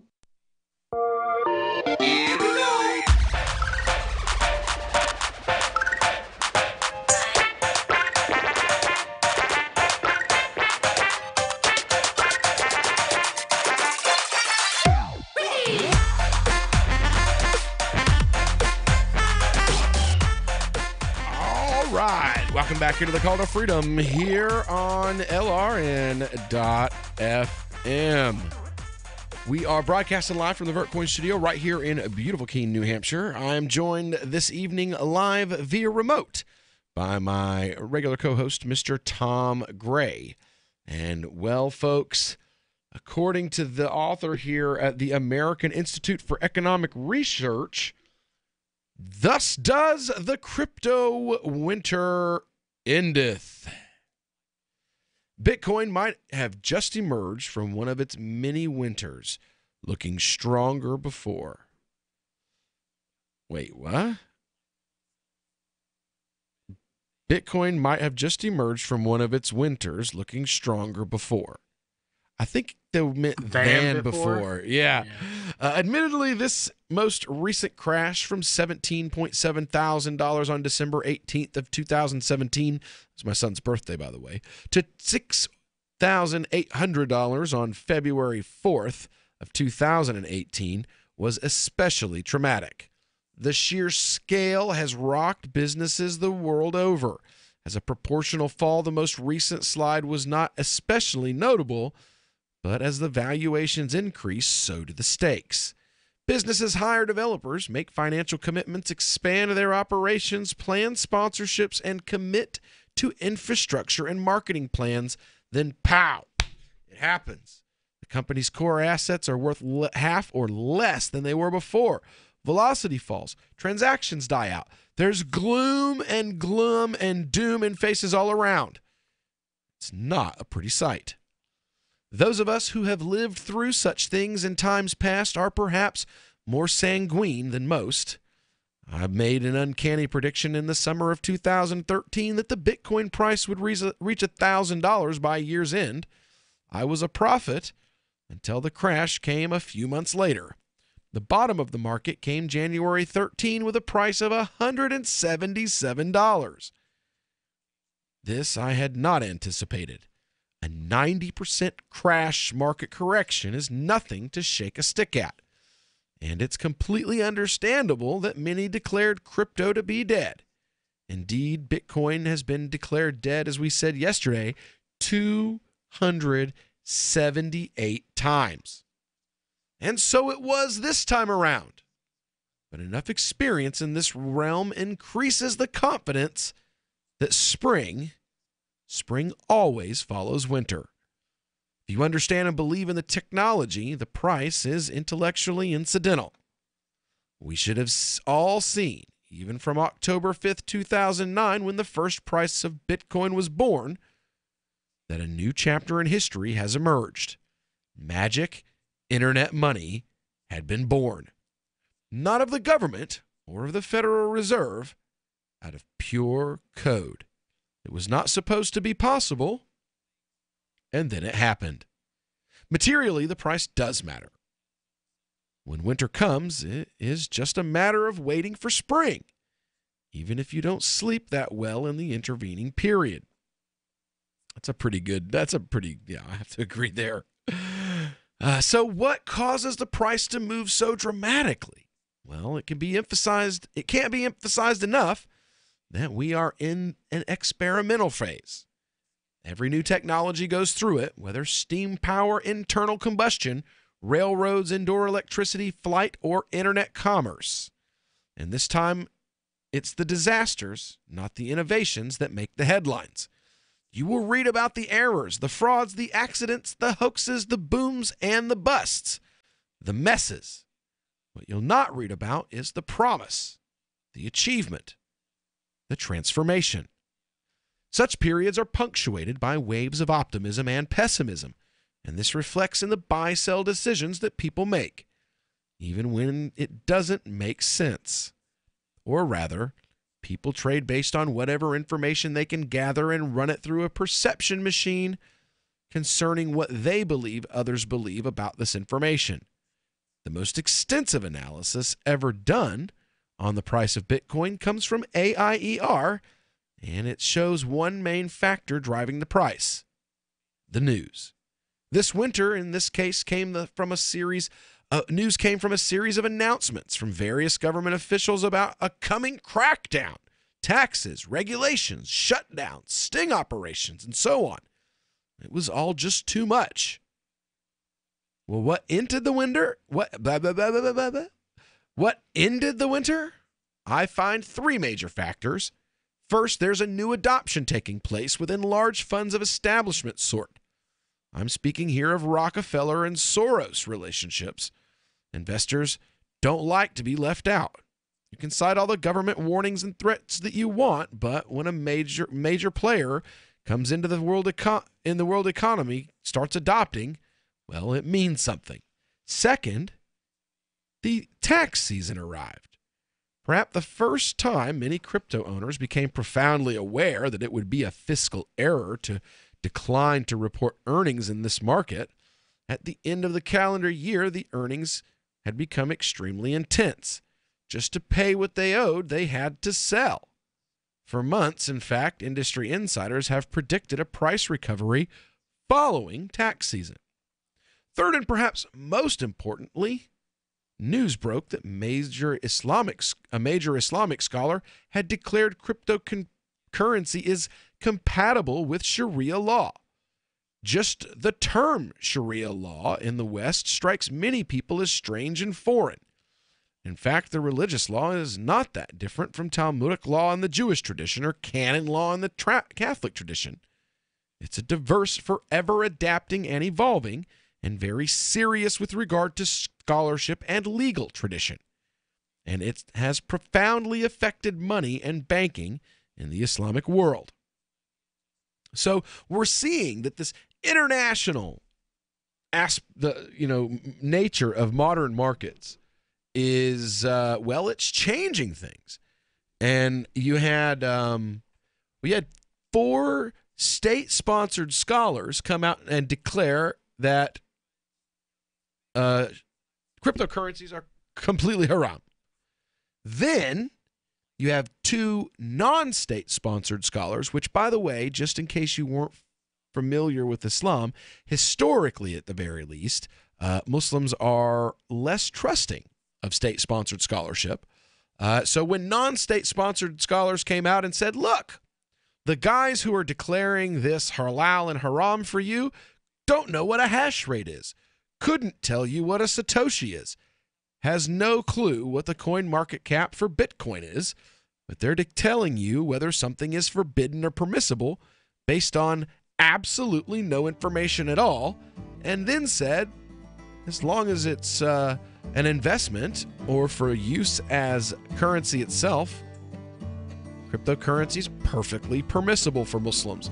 So you mean subject matter knowledge matters? Wow, who would have thunk it? Right. Well, we'll be back with a whole lot more. We're not done here. Do you think crypto winter's over? We'll find out when we get back. Is spreading the message of liberty, cryptocurrency, and peace around the globe worth $2 per month to you? As you may already know, in addition to our internet feed, LRN.FM broadcasts on free-to-air satellite across North and Central America, as well as Sub-Saharan Africa. And we've been available on satellite for free 24/7 since 2010.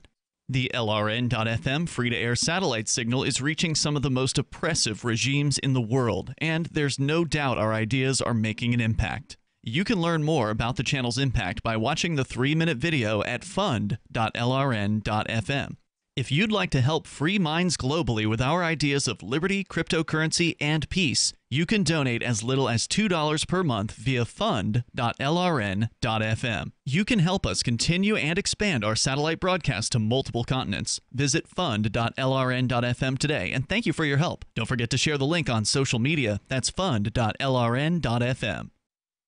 Hi, this is Mark Edge of Free Talk Live. Michael W. Dean's book, User's Manual for the Human Experience, changed my life. In a culture that attempts to turn you into a compliant victim, this book gives you implementable steps on everything from how to be aware of your environment, walking down the street, to business, to how to handle a toxic person in your life. If you're a human, you need to read this book at least once. Go to Amazon and get the Kindle version, or paperback, or an audiobook of A User's Manual for the Human Experience. I've been told no in many different ways. I give you an order and you're going to obey it. George, you can go this way. You can't do that and you have to leave here. You cannot bring signs into the rally. Walk with me. Well, I'm comfortable here, actually. Whoa, Hey, who do you think you are? Excuse me. There is no video and audio allowed in this office. No, I have work today. You ain't going to make it. Wait a minute. Hey! Oh my God! Unbelievable! Why are you running from me? Because you scared me. What am I being detained for? You're being served. What is this? You're being served. What is this? Bureaucrats have a funny way of telling people no. That's the sound of the men working on the chain. Derek J's Victimless Crime Spree. Watch it for free and order the Director's Cut DVD at victimlesscrimespree.com. LRN.FM is proud to announce our official listening apps for Android and iOS devices. Now you can easily tune into our streams anywhere, anytime on your smartphone or tablet. Just visit apps.lrn.fm or search for LRN.FM in the Android or Apple app stores. Please download, rate us 5 stars, then share the link on your social media and let your friends and family know how you're listening to LRN.FM. Download it now, free at apps.lrn.fm. Free Press Publications is an independent, alternative media and publishing company founded in June 2009 with the mission of ensuring a free press for the freedom movement and is committed to spreading the message of peace, freedom, love, and liberty. FPP also gives new authors an avenue for publishing freedom-oriented material. FPP brings you daily news and commentary on the website fpp.cc, as well as a daily 5-minute newscast, FPP Radio News, and weekly news, views, and commentary in the FPP Freedom Minute and Peace, Love, Liberty Radio at fppradio.com, and the monthly newspaper FPP News at news.fpp.cc. Find FPP online at fpp.cc. That's fpp.cc, as in Creative Commons. This is the Liberty Radio Network, broadcasting the latest liberty-oriented audio content 24 hours a day at lrn.fm. You are listening to the Crypto Hour on the Call to Freedom, brought to you by Helium.com. Unasikiliza Crypto Hour inayohusu wito wa uhuru, imeletwa kwako na Helium.com.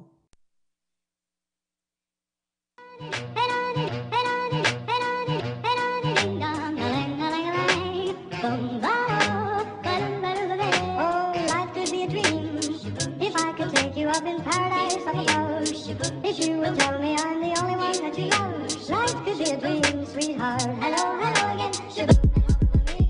Life could be a dream, if I could take you up in paradise up above, if you would tell me I'm the only one that you love, life could be a dream, sweetheart. Hello, hello again. All right, welcome back here to the Call to Freedom here on LRN.FM. We're broadcasting live on from the Vertcoin studio right here in beautiful Keene, New Hampshire, and we've been reading a story from AIER, the Academy of the American Institute for Economic Research, about the end of the crypto winter. So this author says that tax season.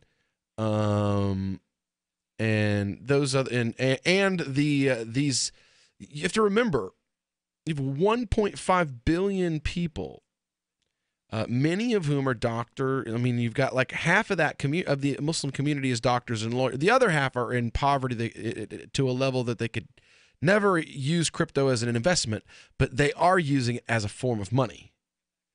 Or like in Egypt, where mining is supplanting the fact that there is a huge unemployment rate in Egypt. And Egyptians are mining things like Ethereum and Neo to supplant their incomes. And so when you have state-sponsored scholars coming out and making declarations that Islam condemns cryptocurrency and the use or involvement in it could send you to hell, well, that's going to have a major effect on an economy that has a particularly international flavor to it. The author here continues on under the heading reality-based money. My understanding of Sharia, and again, this isn't me speaking, okay? This is the author speaking. My understanding of Sharia is that it looks down on or forbids charging interest based purely on loans. Though it permits, is that true? Yes, that's true. Though it permits payments for profit sharing and loss bearing. That's also true. That leaves much room for interpretation. This is roughly where the Catholic Church world was with the question of usury in the 13th century, until the prohibitions finally broke down in the 16th century. In general, this creates a bias against debt-based monetary institutions, and it's for this reason that gold currency retains a higher place today within the Islamic world than in other parts of the world. Because as crypto trends, silver actually has a very high place as well. You have a movement, an international movement called the Murabitun, to which I have been a member for about 10 years now, that is dedicated to reintroducing silver and gold as a form of currency in the Muslim world. Because crypto trends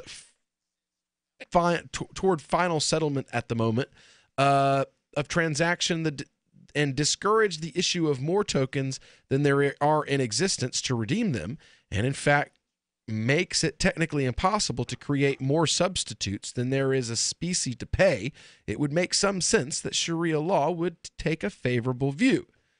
The Islamic world does constitute fully 1/4 of the world's population, and the need for a money that is transnational, private, independent, and trustworthy is readily apparent. And it was when the news broke that something approaching a consensus is developing in this world that all crypto markets shot up. There will be another winter, and another, and probably another. To get the best sense of the potential here, well, it's best to look at the price not today, but on a logarithmic scale. Here is where we can see the potential of technology that has much more meaningful significance than the fickle judgments of seasonal news hounds that make a difference on the daily margin. So what do you think out there in our listening world? Do you believe, as the author believes, that the crypto winter is over? Do you believe that prices are on their way back up? I mean, I'm seeing some of that.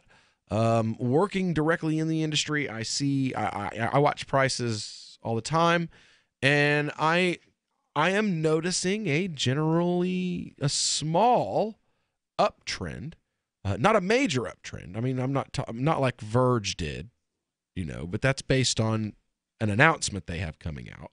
I'm seeing a moderate uptrend, though. I'm seeing Zencash back at almost $33 a coin. Woohoo! That's what I like to see. Zencash back at almost $33 a coin. You've got what do you got? You got Digibytes are back up to 3 cents a coin. Vertcoin back over $2. Nice. Yeah, man. This is a good thing. It's a very good thing.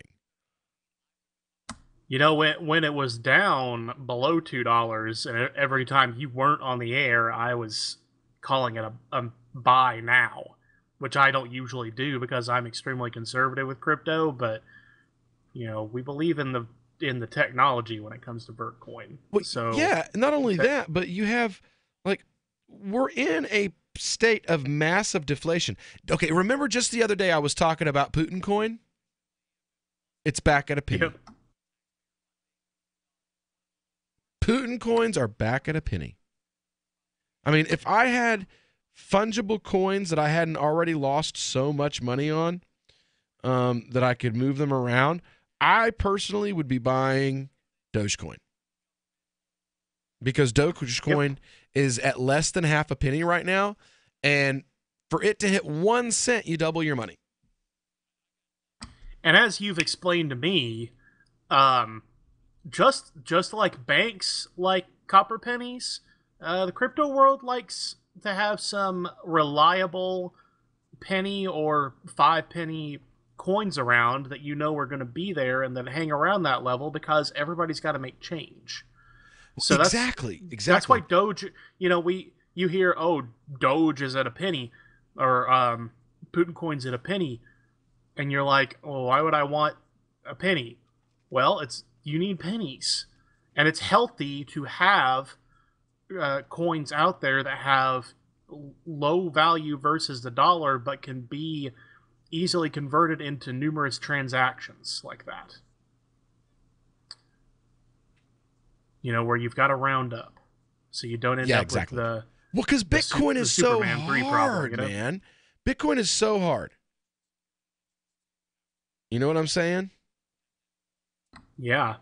Even still. I mean, we've talked about how the burning of the chief that's happened, the winter we've been through has brought down some of the exorbitant fees for using Bitcoin, but it's still, it's still not the most fungible coin, even though it's the most popular.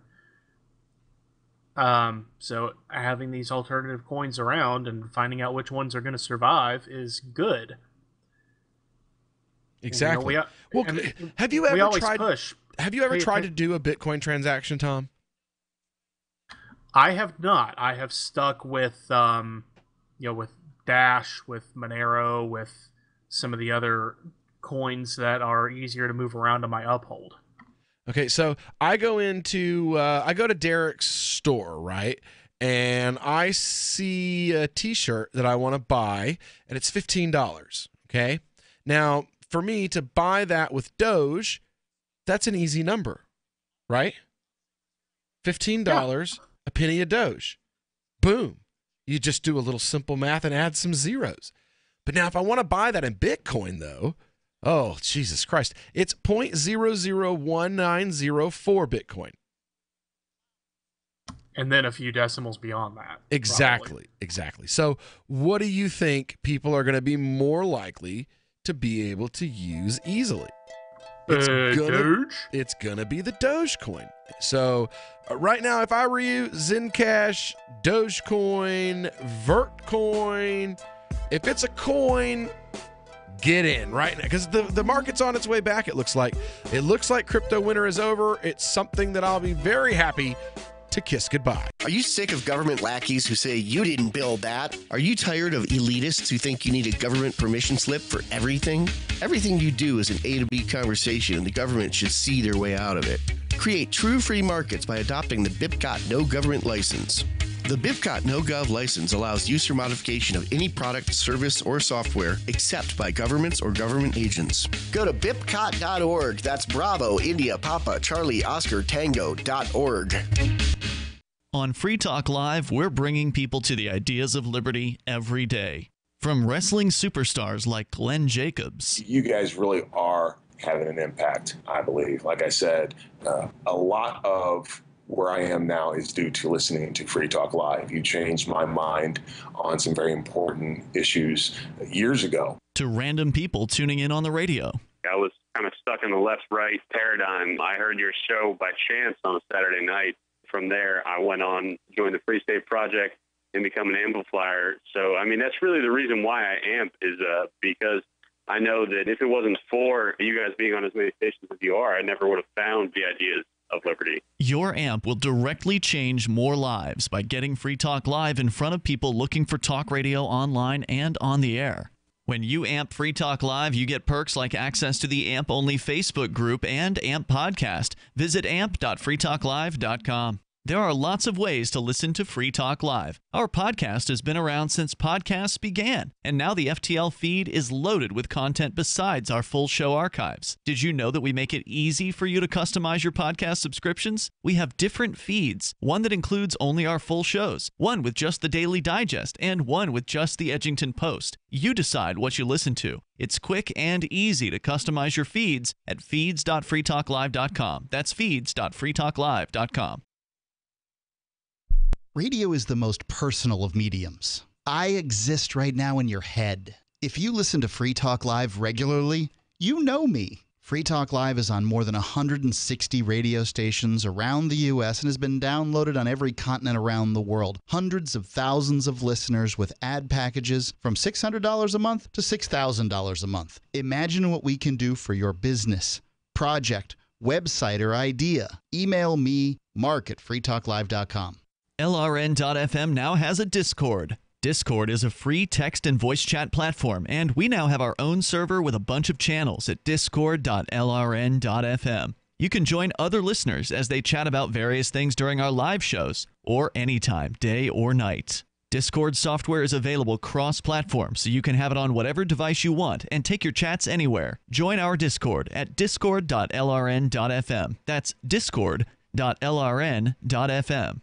The Free State Project has reached its goal of 20,000 liberty lovers who've pledged to move to New Hampshire and get active to achieve liberty in our lifetime. Perhaps you're trying to figure out what part of New Hampshire should be your destination.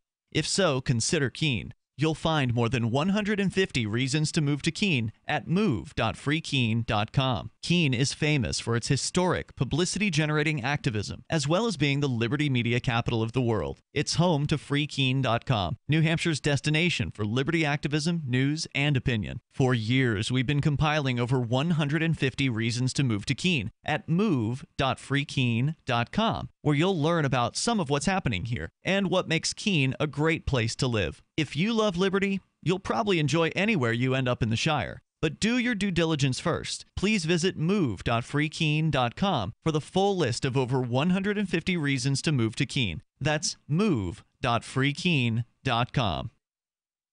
You can sign up to receive the latest about the Liberty Radio Network via our email updates at updates.lrn.fm. That's updates.lrn.fm. You are listening to the Crypto Hour, brought to you by Helium.com, on the call to freedom on LRN.fm. أنتم تستمعون إلى The Crypto Hour. يقدم إليكم برعاية helium.com على برنامج نداء للحرية على LRN.FM. Live from the Verticoin studio, this is the call to freedom. It's the Crypto Hour, brought to you by Helium 47 here on LRN.FM. When you kill the faucet, you call her 5 to get some free coins. This is the call to freedom. That's right. It's the call to freedom. It's the final segment of this afternoon's Crypto Hour. Right here on the Call to Freedom on LRN.FM. And we've been talking about the crypto winter that many of us have been experiencing over the course of the last few months. Starting in December, we had major drops in... Well, we can be more precise than that. The crypto winter started at the exact moment that I invested in crypto. because that's how my life works. I sent my money to Helium. Yeah. It's not necessarily Helium's fault. No, it's not Helium's We love those fault. guys, but it's a general. It was a general thing across the market. You can't, It was literally though because I invested, and let's not pretend this is just an issue with cryptocurrency. I also started a traditional IRA. And I started investing in that last month, and my investment's already down 10%. So I'm seriously, it's just me. It's like as if it wasn't going to be hard enough to retire because I went to law school instead of becoming a dentist. The markets have just decided I'm going to practice that law forever. And any money that I try to invest in order not to do that is going to go down the toilet.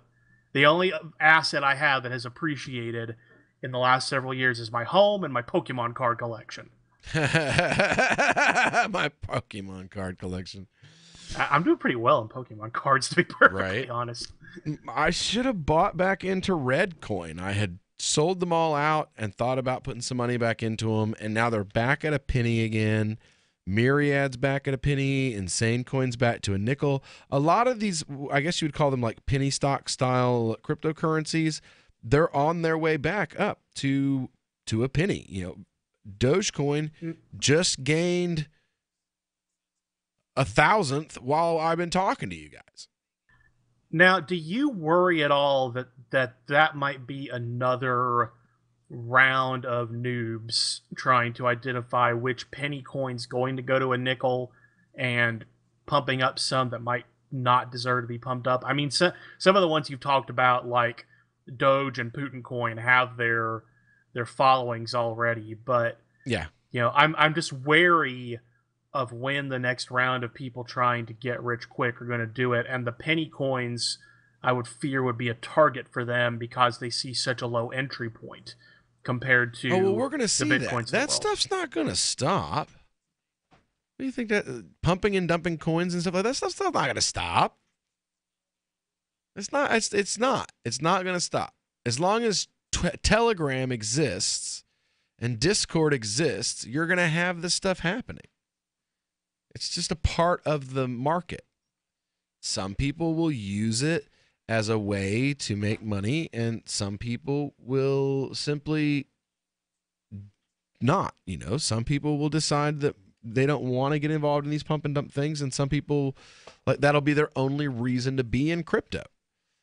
Crypto is starting to get big enough that it's getting its own ideological divisions, where you have some people that they're part of the cryptocurrency community because of an ideological or philosophical position they have. They're most of your old timers. Then you have a lot of people who are in the cryptocurrency community because they are simply interested in making money.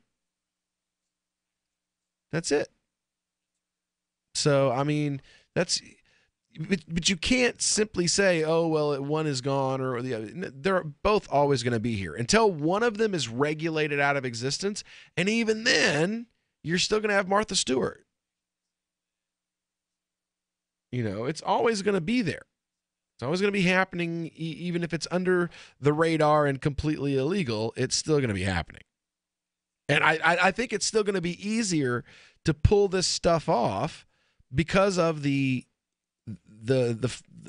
nature of the business being everything is in an encrypted space or in the internet space. We're not talking about normal investments here.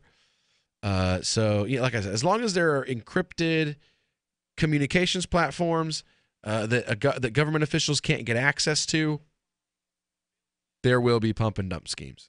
It's just going to happen. Speaking of encrypted communications platforms, do you know of any? I do. I know a really good one, actually. And, in this day and age, it's nearly impossible to keep your internet communications secure from the prying eyes of the state. And, they've got lots of tools in the state toolkit in order to get their hands on your private information and your private communications. Well, that's where CryptVisor comes in. You see, they don't have any servers for the internet to come and for the federales to come and shut down. No, their thing is it's hosted on the blockchain. And they don't take any of your personal information, no telephone numbers, no names, no email addresses. So if the feds come around asking for info, well, they don't even have it to be able to give it. So I would encourage you to go on over to CryptVisor.network. Check out some of their advanced security features and the new CV Pay wallet. Again, that's CryptVisor.network, your home for secured communication. So, crypto winter, according to this guy, done. Who do we see as the dead dogs in the street at the end of winter, though? Because it happens, man. I mean, you have to admit, every time there's a major winter, what happens? You see out in the field, if you've been snowed in at the barn for 6 months, you go out in the field, you see 3 or 4 dead cattle. There are just a few of them that were weak and didn't make it. Bitcoin Gold, I'm voting for that one. It's a dead dog in the street. Who else? Who else do we see? Good Lord have mercy. Oh, there we go. We've got a call coming in from Chris Reitman. Chris, do you know you're on the air? Hello? So I can't hear Chris. For some reason, Telegram is not coming through. Womp, womp. So that sucks. He's probably not even trying to get a hold of me. He's probably trying to get a hold of Ian. I just thought I would have a little fun with him. Or maybe he did hear you and just immediately hit the mute button. Right. It's like, oh, garbage. No, because he didn't hang up. I think maybe it was because I ask, is Bitcoin Gold a dead dog in the street? And the only Bitcoin Gold transaction he's ever made is me buying a t-shirt from him that's probably I got a really good deal on by this point. Well, it's not a good deal for him, obviously. That's what I'm saying. I got a really good deal on that t-shirt at this point. Let's see here. Yeah, I'm looking at CoinMarketCap. Just about everything is up right now, so it's a little hard to see like what's going on the last. Bitcoin Z. So what is that? And Bitcoin Private. Never heard of it. Bitcoin Z, is that like a Bitcoin hybrid of the Z Cash Classic? Like, did Zcash and the Bitcoin have a baby? Is this like Roger Ver mating with I don't know, Zcash Classic? Because anyway, I'm trying to get that image out of my head, to be perfectly honest. Right. Oh Lord! All right. Yeah, looking at the biggest losers, I'm looking for anything that's among the biggest losers that is stuff I've actually heard of. There's a Litecoin Cash that I'd never heard of that's down quite a bit, but Litecoin Cash. I think if you invested in that, you're getting what you deserve. For real, yo. For real. Internet of People. Okay, anyway. What? Yeah, Internet of People coins. Litecoin Cash. There you go. Is it drama time yet? It is. It's drama time in just a moment. That's right. We're headed out right now, but when we get back in just a moment, it'll be time for everybody's favorite segment of the week. That's right. Libertarian Drama of the Week when we get back here on the Call to Freedom. This is Michael Dean from the Freedom Fiends. I've run websites since 1996 and have used over a dozen web hosts in that time. AgristHosting.com is the only one that hasn't broken my heart. Agrist Hosting's uptime and service is stellar, and their DDoS mitigation is the best I've seen. That's important because if you tell the truth in this world, you'll ruffle feathers. And some people will try dirty tricks to silence your voice. No matter what the haters hit us with, Agrist Hosting keeps our websites online. If you have a mission-critical commercial presence or a world-changing activism site, you cannot tolerate any skullduggery. So go with AgristHosting.com. Have a WordPress or blog site, but you're not satisfied with performance or uptime? Or just want raw hosting? Want to pay with Bitcoin? Agrist Hosting specializes in high-performance hosting with personalized service. Go to AgristHosting.com and click on the button that says Get Hosted. That's AgristHosting.com.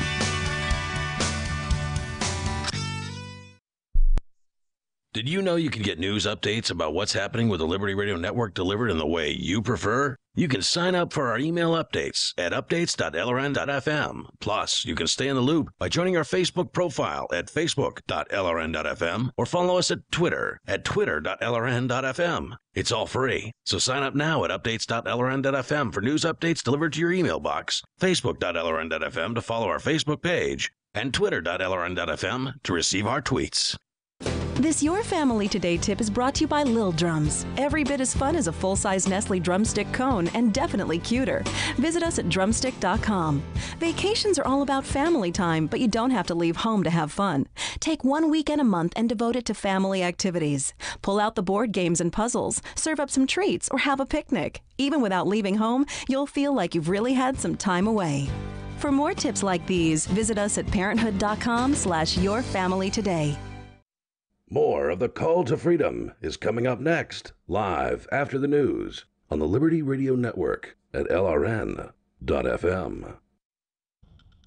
From Keene in the Shire, the Liberty Media capital of the world, this is Daryl W. Perry, host of FPP Radio News for Friday, April 13th, 2018. Silver is trading at $16.52 per ounce. Gold is valued at $1,340 per ounce. Zencash is trading at $30, and the average price of Bitcoin is $7,835.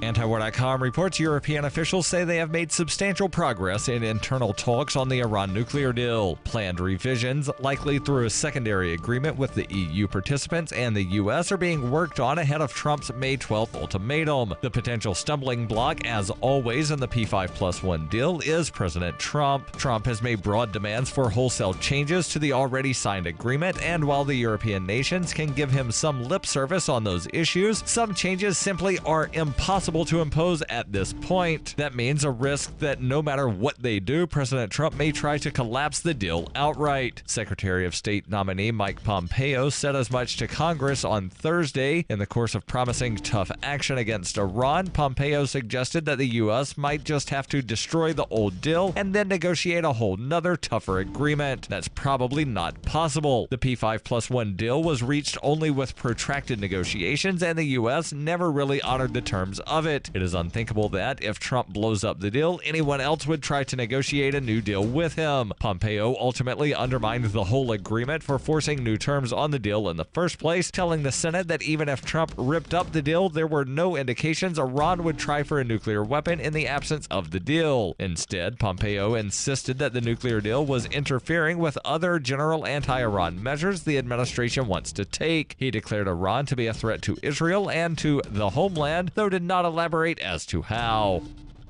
For over 40 years, Roberts & Roberts Brokerage has been a trusted source for buying and selling precious metals like gold and silver. And as a Bitcoin-preferred business, Roberts & Roberts Brokerage has removed the minimum purchase amount for all orders paid in the digital currency. Call Roberts & Roberts Brokerage today for knowledgeable advice on buying and selling precious metals and a forward-thinking approach to new technologies. 800-874-9760 or visit online at rrbi.co.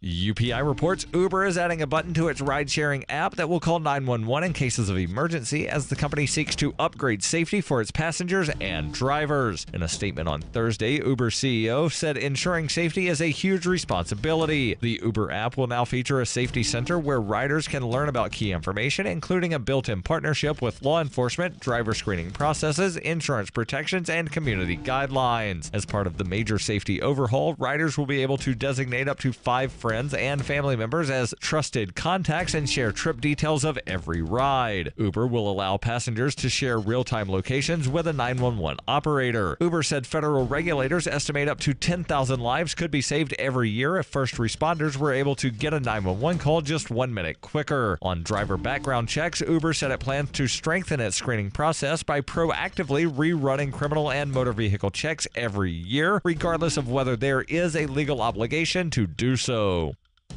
You can support FPP Radio by joining the Fans program. Fans are friends, allies, and numerous supporters. Fans help FPP afford to produce more original content. You can join the Fans program for as little as $1 per month through Patreon and get perks like ad-free versions of FPP Radio News and Peace, Love, Liberty Radio. To learn more or to join the Fans program, visit fans.fppradio.com. That's fans.fppradio.com.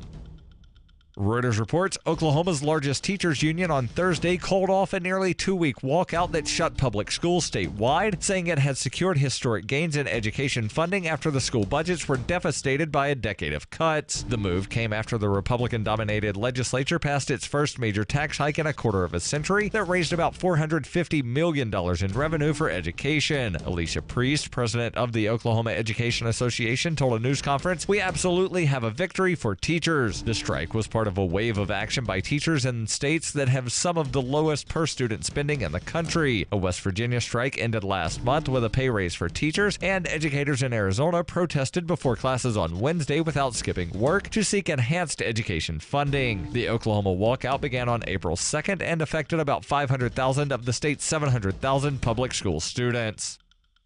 This has been FPP Radio News. Online at fppradio.com.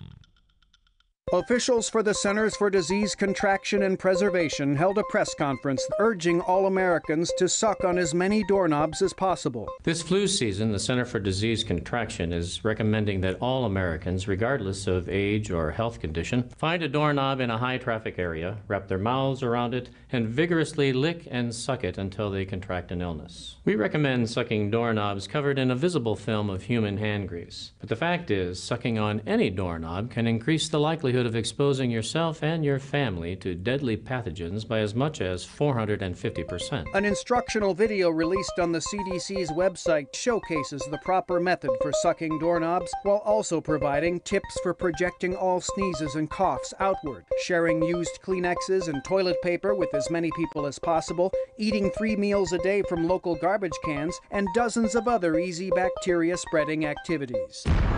This is the Onion News Network. You are listening to the Call to Freedom on LRN.FM. आप सुन रहे हैं स्वतंत्रता की पुकार सिर्फ और सिर्फ LRN.FM पे।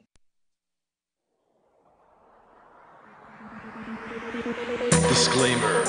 When I die, I want to be put into orbit around Earth in a flying kick position. This is my dream. My dream. My dream. My dream. My dream.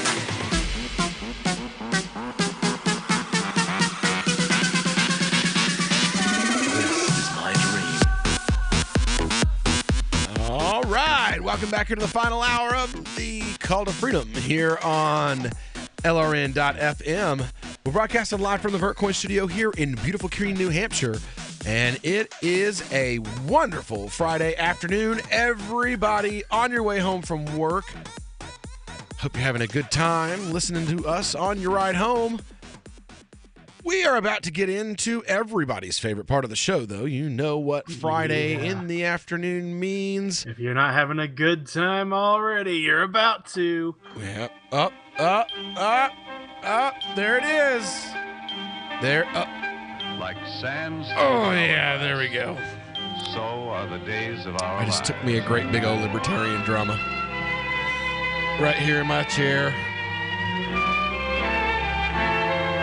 Don't they have a bathroom at the studio for that? This is MacDonald Carey. And these are the days of our lives. All right, guys. So, you know we've been building up to this for months, right?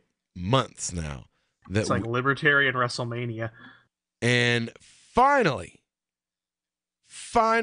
this week, the vote is in. The tally is done. Reason Magazine commenting on the aftermath. Brian Doherty from Reason Magazine commenting here.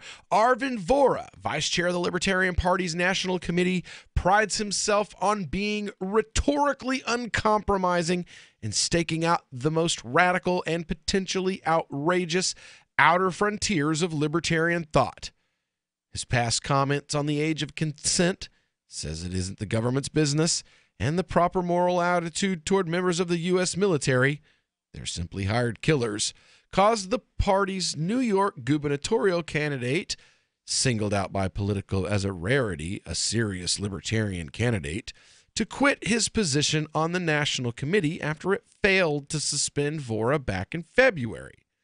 Oddly enough, he didn't quit his position when it failed to suspend Bill Weld for giving money to a Republican gubernatorial candidate against a Libertarian candidate and for advocating in favor of the ACA in the name of the Libertarian Party and for, well, vouching for, since we want to be very honest, he vouched for, but if you look at a thesaurus, vouched for and endorse are synonyms, endorsed the Democrat presidential candidate in the days just before the election. None of that was enough to call forth the hordes with their torches and pitchforks. Not enough to convince serious libertarian candidate Larry Sharpe to stand up for the values that the party is supposed to be defending. Since then, the rhetorical outrages have continued. In a post last month on the social networking site MeWe, Vora wrote, "Bad idea, school shootings. Good idea, school board shootings." Vora insisted this is not a serious threat, but a joke in poor taste. But he has also tried to use it as a teaching moment over the question of when violent resistance might be justified. Vora tries to connect the dots between the fact that the Libertarian Party says taxation is an immoral violation of your sacred rights and the fact that the Libertarian Party has routinely argued that guns are not for hunting, they're for opposing government overreach. So, well, as he wrote on Facebook, I've routinely argued against any violence against the state, since I consider it unlikely to work.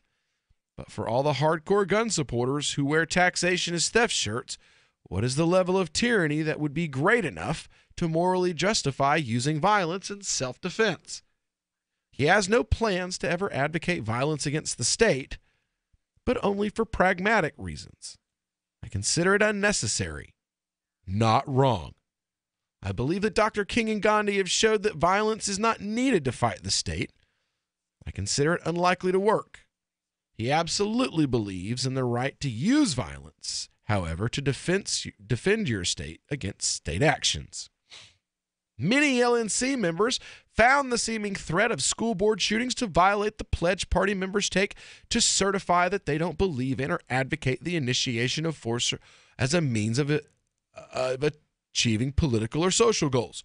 Of course, again, unless the force that you're advocating is the drone bombing of Yemen and you happen to be Bill Weld on CNN, in which case the use of force or violence for political goals and the advocacy of such in national media is completely okay because it might result in a few more votes for the party. We're noticing a trend here. At the end of March, some LNC members publicly asked Vora to resign, which he opted not to do. Another motion to suspend Vora was introduced on April 3rd, and last night it failed. The vote was 11-6 in favor of suspending him, but the party's rule requires a 2/3 vote of the total body for suspension. So it fell a vote short. The motion singled Vora out as for sustained and repeated unacceptable conduct that brings the principles of the Libertarian Party into disrepute. Included making and defending a statement advocating lethal violence against state employees who are not directly threatening imminent physical harm. Such actions as a violation of our membership pledge. These actions further endanger the survival of our movement and the security of all members without their consent. As per the announcement from the LNC Secretary Alicia Matson, the ayes to get rid of Vora, remember these names when you vote. These are the people you need to remember are willing to censor your voice in the name of appealing to the normies. Whitney Bilyeu, Sam Goldstein, Tim Hagen, Libertarian Party Radical Caucus member and officer Karen Harlos, Daniel Hayes, organizer of the Libertarian Party National Convention, Jeffrey Hewitt, Joshua Katz, Alicia Matson, Justin O'Donnell, William Redpath, and Elizabeth Van Horn. The people still willing to stand up and say that you should not be censored for having controversial views as an officer in the Libertarian Party? David Demarest, Jim Lark, Ed Marsh, Nicholas Sarwark, Starchild, and Vora himself.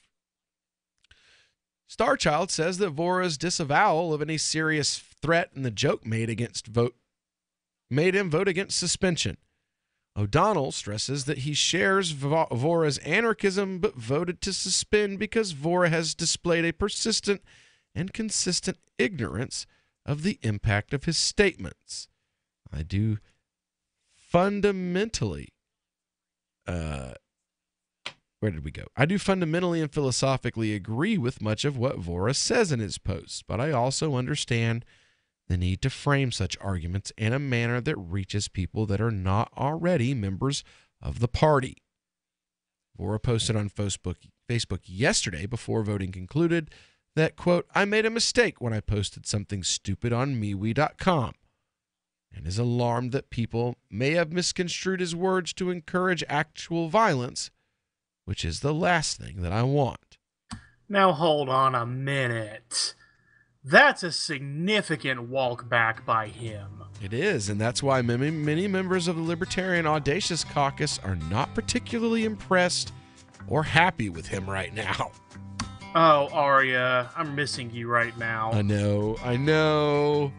The one time we really like we need her anyway, but tonight we really need her. It sucks that she's not here. Anyway, the Libertarian Party National Chair, Nicholas Sarwark, has made a statement in connection with this. We'll read it when we...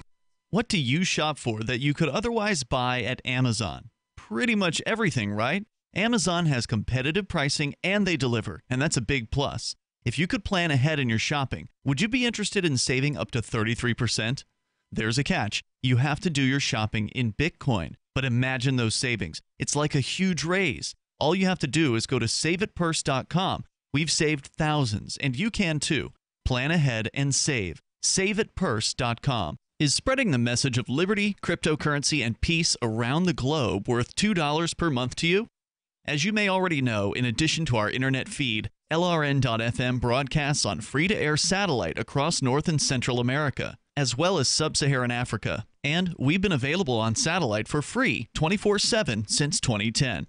The LRN.FM free-to-air satellite signal is reaching some of the most oppressive regimes in the world, and there's no doubt our ideas are making an impact. You can learn more about the channel's impact by watching the 3-minute video at fund.lrn.fm. If you'd like to help free minds globally with our ideas of liberty, cryptocurrency, and peace, you can donate as little as $2 per month via fund.lrn.fm. You can help us continue and expand our satellite broadcast to multiple continents. Visit fund.lrn.fm today, and thank you for your help. Don't forget to share the link on social media. That's fund.lrn.fm. Imagine someone in your community getting in their car, turning on the radio, and hearing the Liberty Radio Network. You can make that vision a reality with your own micro radio station. Visit broadcast.lrn.fm to learn how you can put our programs on the air in your area. You can have LRN.FM running around the clock, and you can even add in your own local shows. Building a radio station is simple, but programming isn't. That's where LRN.FM comes in. Learn more at broadcast.lrn.fm. That's broadcast.lrn.fm. Looking for a great real estate investment? Consider New Hampshire, which is ground zero for the Liberty Movement. Your first call should be to Mark Worden from Porcupine Real Estate. He's more than just a real estate agent. He's your New Hampshire concierge. Where are the best places to live? Do you want farm, city, the burbs, or forest? Do you want a duplex or multifamily building so that renters pay your mortgage? There are homes in all price ranges in New Hampshire, and Mark can help with financing too. Invest in liberty and property. Mark Worden can help. PorcupineRealEstate.com. The 3 most important things you can do for LRN.FM are: 1. Let your friends know you're listening to LRN.FM on your social networking profile. 2. Buy the things you buy online through shop.lrn.fm. 3. Give $5 a month to the AMP program at amp.lrn.fm. It's my firm belief that the AMP program is the best use of your charitable dollar among liberty-oriented groups. Support all your favorite organizations, but make sure you give $5 a month to the AMP program at amp.lrn.fm. This is the Onion Week in Review. In local news, a succession of terrible events failed to befall a 33-year-old riding a longboard to his digital media job Monday. Shocked bystanders helplessly watched as media developer Jake Reston skated safely through Manhattan traffic without flipping over on his obnoxiously oversized skateboard and smashing his stupid face into the pavement, with many saying they were horrified at the sight of the floppy-haired little shit walking into his office unscathed. It was one of the most horrible things I've ever seen. He wasn't even hit by a car. I was just praying that someone would step in and throw him off his stupid little skateboard and punch him right in the mouth. In other news, a study finds owning a cool leather jacket is more rewarding than raising a child. A community garden sprouts the first condom wrapper of spring, and a little turtle gorges on an entire raspberry. Tonight in the cabin, schoolmarm's telling about how they talk about corpulation down the school. Only a fool needs telling how to screw. Just let the pecker guide you. But come on, listen anyhow. This is the Onion News Network. What's up next? Visit the Liberty Radio Network program guide to find out at shows.lrn.fm. That's shows.lrn.fm. You are listening to the Call to Freedom on LRN.FM. Unasikiliza wito wa uhuru katika LRN.FM.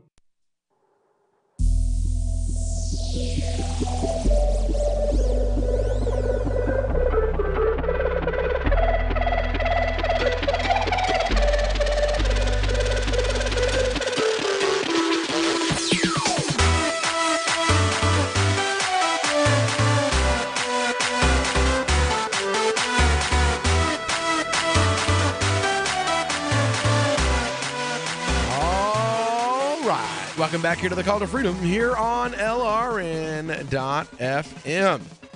We are broadcasting live from the Vertcoin studio right here in beautiful Keene, New Hampshire. And we've been talking about, well, it's Libertarian Drama of the Week. It's Friday afternoon, third hour of the show. It's our normal time to do Libertarian Drama of the Week. And this week's Libertarian Drama, I guess it is the final payoff of weeks and weeks, months and months of Libertarian Drama, finally coming down to the culmination today. Well, no, yesterday. Yeah, today. Today. Not a bang, but a whimper. A weak fart. Now, I love this this little bit right here. Says that Vora Vora belongs to a long-standing tradition in Libertarian Party politics known in the old days as the Libertarian Macho Flash. The idea was well characterized in a 2001 essay by old party hand Thomas Sipos. Quote, "The Macho Flash is an in-your-face flaunting of the most extreme libertarian hypotheticals. No soft pedaling or sugar cube to make the medicine go down.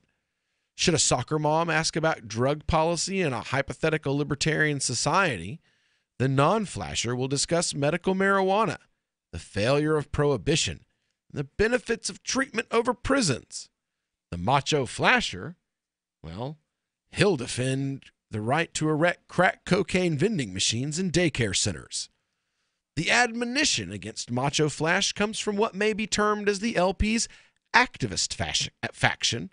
I would very much disagree with that, because most of the people who are actually active activists are against watering down the message. It's usually the Facebook, I'm trying to get my cousin to vote for the Libertarian Party types that are upset. Usually they're Republicans who want their Republican family members to embrace the party, and Libertarian Macho Flash scares their grandmother. Andy Craig, who absolutely freaking hates me. Let's see here. Admonition against Macho Flash comes from these activist factions, more like the moderate factions. Pragmatist faction, there we go. They're primarily concerned with electoral victory.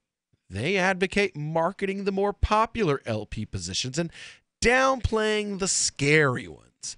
They favor a prioritization, if not compromise, of issues based on voter appeal. Andy Craig, one such compromiser who likes to brag about the fact that at the Michigan State Convention, he told me he was a supporter and then didn't support me. Somehow that's cool? I don't understand.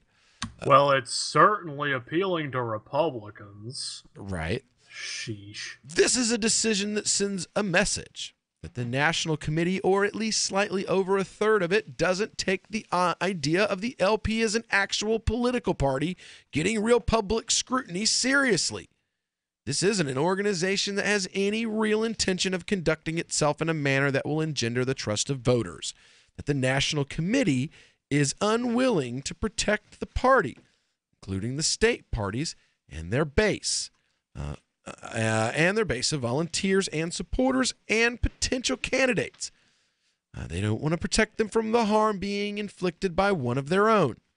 Harm that he has been able to inflict solely because the National Committee refused to deprive him of the title that renders his actions so harmful. So pragmatists are mad that Arvin Vohra saying libertarian things might scare their moderate Republican friends. Bye.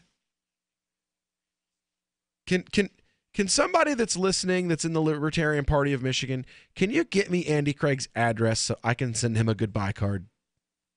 I'd like to mail him a goodbye card from the Call to Freedom and all the libertarians who are tired of trying to sell the Libertarian Party to soccer moms and trying to sell the Libertarian Party to, the Koch brothers. Just so we're clear, a post office box will be fine because we have no intention of actually visiting his home. No, I'm not going to Andy's house.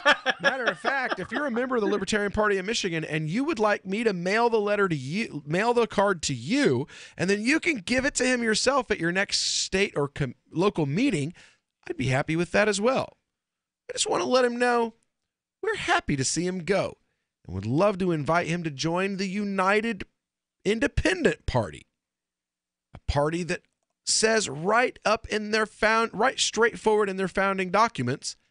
We don't believe in anything. That getting elected is the number. They do. They believe in getting elected. I remember it. They believe in a moderately populist message that should get people elected.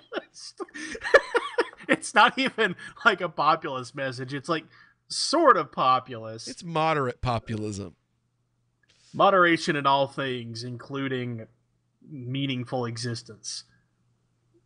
Says here, the LNC chair Nicholas Sarwark voted against booting Vora, and had he gone the other way, Vora would indeed be gone. But that vote does not mean he agrees with Vora's general position, nor that he thinks Vora's rhetoric is good for the party. Rather, Sarwark says he stood on the principle that since Vora was elected by a body of members, the decision to get rid of him out of this job, well, that would be left up to that body when it votes for the next vice chair at the party's convention in New Orleans this summer. Is this Nick's way of saying next time vote harder? As Sarwark summed up his position in a note to the rest of the LNC reproduced on his Facebook page. Now, I have this here. It says he whines for 1, 2, 3, 4, 5, 6, 7. He whines for 7 paragraphs about division in the community. Why do people keep thinking this is a religious stream? We're talking about libertarian drama of the week. Many people, first he whines for 7 paragraphs about division in the party, and then ends with, many people have contacted me about this vote, and they've told me that if the vice chair worked for them, he would have been fired.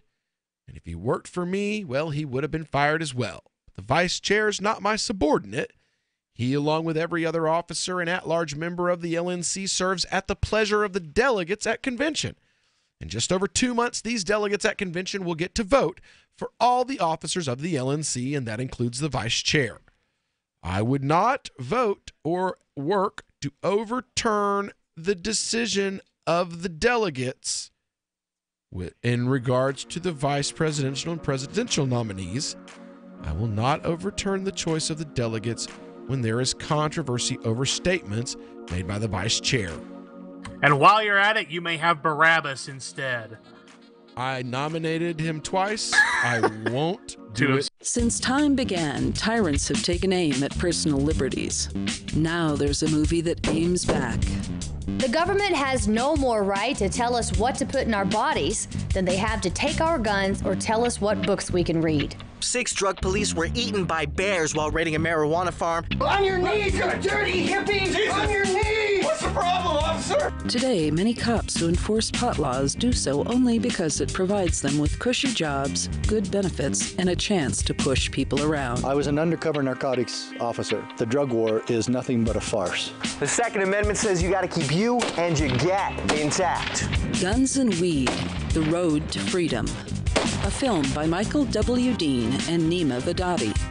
DVD available now at gunsandweed.com or on Amazon. That's gunsandweed.com. Makes the perfect gift. Remember, that's gunsandweed.com. Are you tired of governments around the world killing innocent people? Stop using their money. There is an alternative. Bitcoin is a stateless, free market, non-political currency. Bitcoin is money that cannot be inflated or controlled by any state. By continuing to use their money, you're perpetuating the killing. Stop doing it. You have an incredible alternative available to you now. Learn it, use it, spread it. Get started with Bitcoin at Bitcoin.com. It's Bitcoin.com. Hey guys, Mark Claire here, lionsofliberty.com, where we strive to advance the ideas of liberty daily. We bring you the Morning Roar. That's right, every Monday to Friday we'll have a brand new edition of the Morning Roar, where we provide a roundup of some news stories that you may not find in the mainstream media or even in your typical social media newsfeed. We find stories that relate to the ideas of liberty and provide you with our liberty perspective on them. Every Monday, we have our longest-running feature, Mondays with Murray, named after the great libertarian Murray Rothbard, where we'll examine an article or an excerpt from his works and help convey his view, along with our little spin as well. We wrap it all up every Friday with Felony Friday, where our own John Odermatt goes out and takes a look at some sort of felony. There's felonies committed every day, you know, whether it's a felony committed by the police, a politician, or even an average citizen. You can find all of this and so much more over at lionsofliberty.com, advancing the ideas of liberty daily. Did you know we've taken our LRN.FM telephone listen line to a new level with the LRN.FM audio on demand line? Now you can call 712-770-8447 anytime and listen to LRN.FM's live feed. And you can listen to a bunch of our original shows on demand. Long distance fees may apply. Just dial 712-770-8447 and choose from the menu. 712-770-8447. Why did you move to the Shire? I moved here to the Shire because there's other people around who take liberty just as seriously as I do. I moved to the Shire because I saw videos of people challenging authority and thought that I could get support myself. It called to me, like, do this right now. I wanted to be around people like me who got it. And once I got here, I knew there was nowhere else that I wanted to be. I've always wanted to change the world. So I moved to the Shire to join people who were actually working towards doing the same thing. The people here are awesome, loving, and positive. It was for the adventure and for the feeling of something important is happening here. And I just wanted to come to sort of be part of that. Visit ShireSociety.com to read and sign the Shire Society Declaration and learn the reasons why, if you love liberty, you should immigrate to the Shire. Plus, add yourself to the Shire map at ShireSociety.com. That's ShireSociety.com. If you enjoy LRN.FM, please contribute to your favorite shows via their websites and become an amplifier at amp.lrn.fm. That's amp.lrn.fm. You are listening to The Call to Freedom live on LRN.fm. تستمعون إلى نداء للحرية مباشرة على LRN.fm.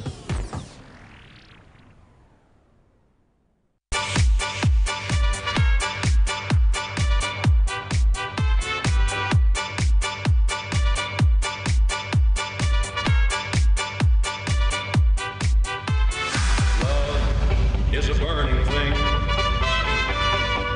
and it makes a fiery ring, bound by wild desire. I fell into a ring of fire. All right, welcome back into the Call to Freedom here on LRN.FM. We're broadcasting live from the VertCoin studio right here in beautiful Keene, New Hampshire, and Tom and I, well, we've been discussing the latest in this week's libertarian drama. Again, Arvin Vohra, the vote was taken today, and it failed by one vote. One vote prevented Arvin Vohra from being forced to step down from his position, or at least being suspended from his position as the Libertarian vice chair with, six weeks, maybe 8 weeks to go until the Libertarian Party goes to vote. Who all do we have a list of the people that are running to take his position? Arvin's? Yeah, Man, I know that's I know there's like long 5 list. people that are running for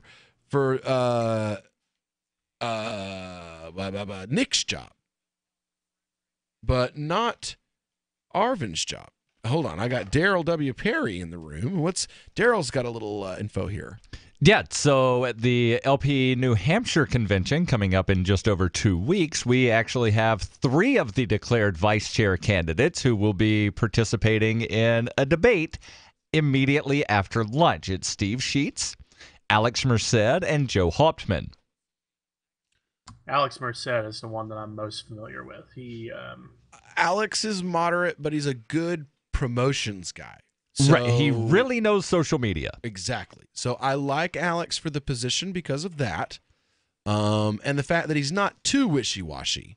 I don't see him out there advocating for common sense gun control and stuff like that.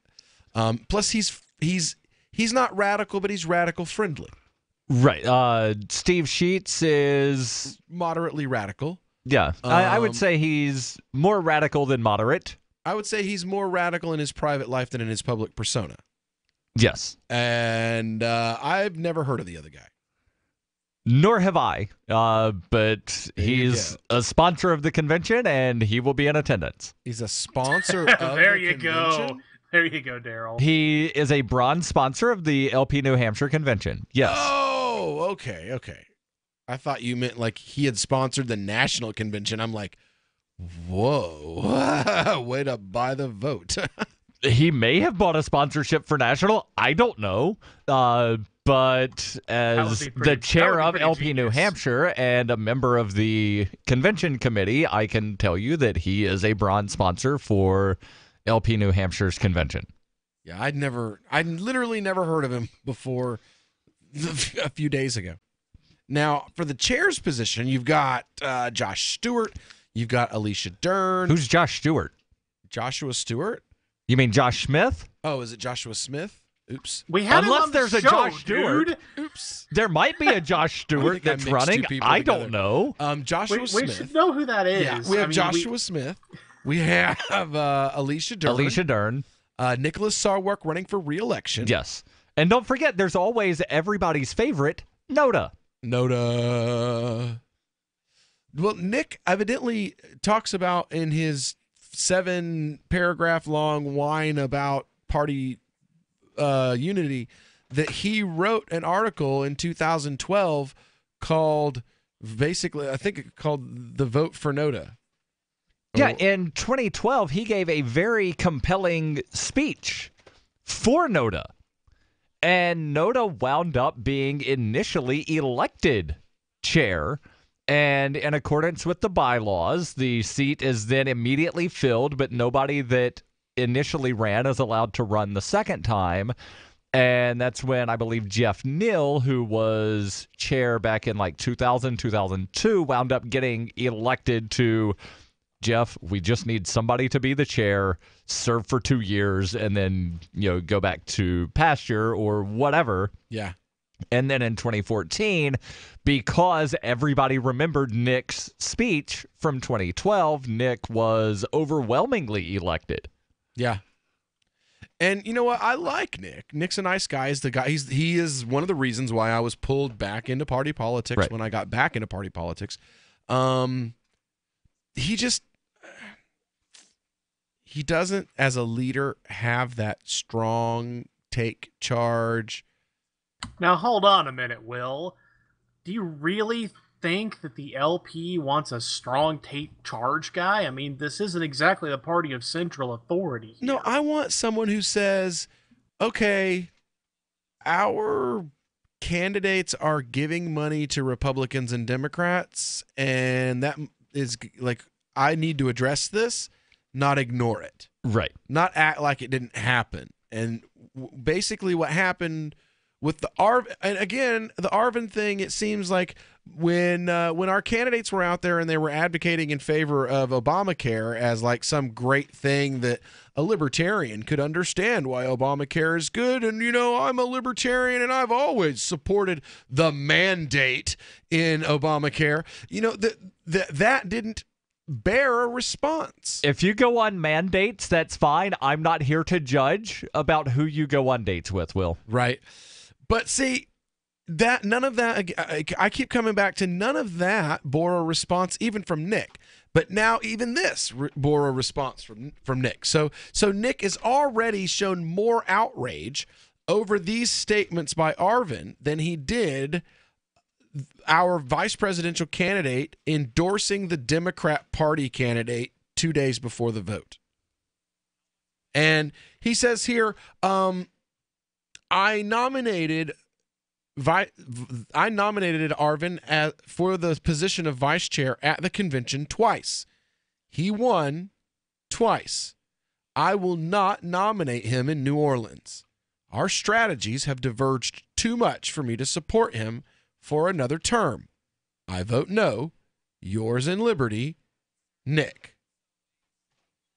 So basically what he's saying is that he capitulates to the we need to be what it sounds to me he's saying is, I'm not going to go against what the delegates wanted.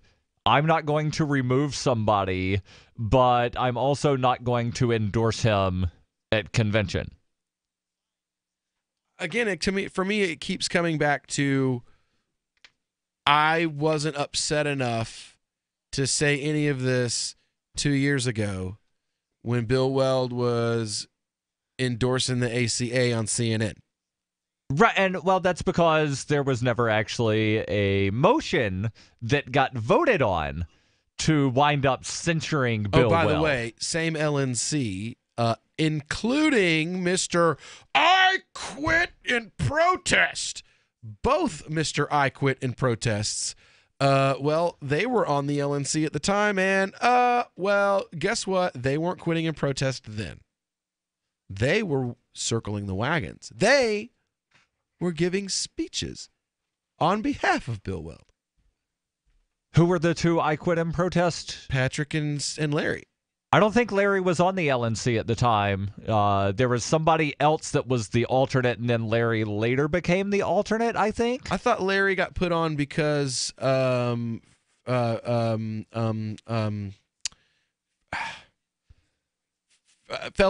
passed away. No, Larry was the region alternate.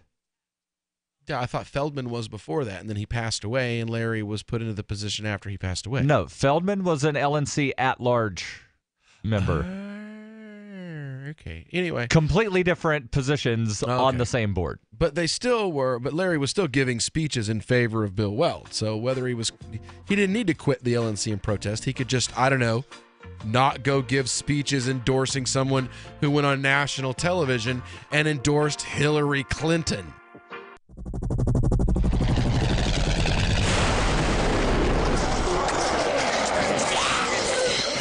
In Survivor Max 2, School Bites, Max must scavenge through a wasteland swarming with the undead. Desperate to find the medicine he needs, he discovers a community of survivors at his former school. Has he finally found the safe haven he's been looking for, or will he discover that school bites? Look for Survivor Max on Facebook, read reviews on Amazon, and read Chapter 1 at survivormax.com. So the protection of life, liberty, and property is what the Free State Project is all about. But it's an effort to move 20,000 people who understand. It's about demonstrating to the entire country that, yeah, we can have a free market, a truly free market. Making it just a freer, great place to live. It's the world's largest voluntarist libertarian community, and it's only getting bigger. That's amazing, to be able to move to a place where other people passionately believe in being free and independent. What the Free State Project is managing to do, though, is to put their money where their mouth is. It's physically getting up across the country and saying, let's go someplace and let's demonstrate the power of these ideas. There's a lot of kind of philosophy that surrounds liberty. There's a lot of thinking about it and talking about it. But here in New Hampshire, people are doing it. 101 Reasons Liberty Lives in New Hampshire, a documentary by Free State Project Early Movers. Watch it free at 101reasonsfilm.com. 101reasonsfilm.com.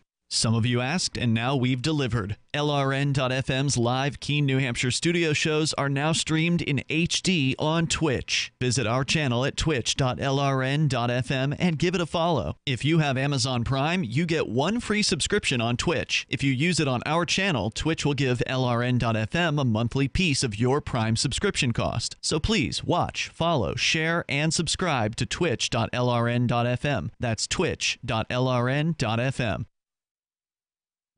I love My Magic Mud. I drink a lot of coffee. I had stains on my teeth. Then I found My Magic Mud, and I was told it would remove stains. So I paid attention when I brushed the first time. My Magic Mud is black tooth powder, and the difference it made in my teeth in one application was noticeable. With 4, my teeth were as white as you normal folks out there. Please go to mymagicmud.com and buy a jar. There's 150 applications for $25. You can use Bitcoin, mymagicmud.com. Did you know you can listen to LRN.FM via our free-to-air satellite channels? We have channels over nearly all of North America and much of Africa. All you need is an affordable receiver and a dish as small as 30 inches. There are no monthly fees. Learn more at sat.lrn.fm. Plus, if you are a broadcaster or want to be one, this is a good delivery method for our content. See our coverage maps and get details at sat.lrn.fm. That's sat.lrn.fm. sat.lrn.fm.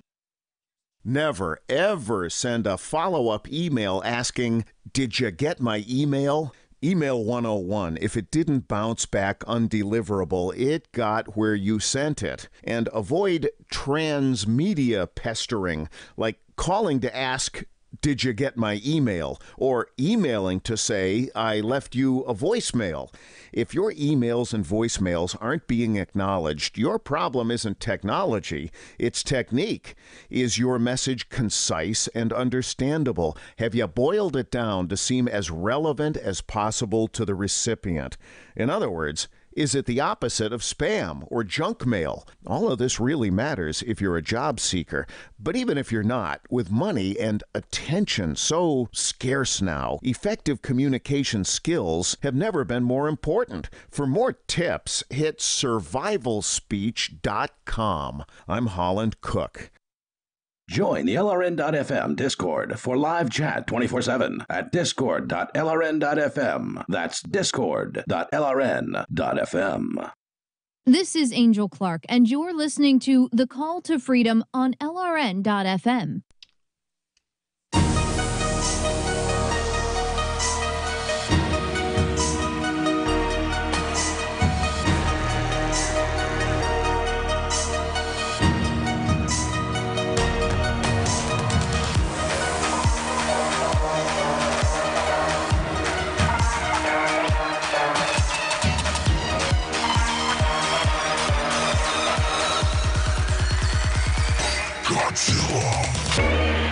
All right, welcome back into the Call to Freedom here on LRN.FM.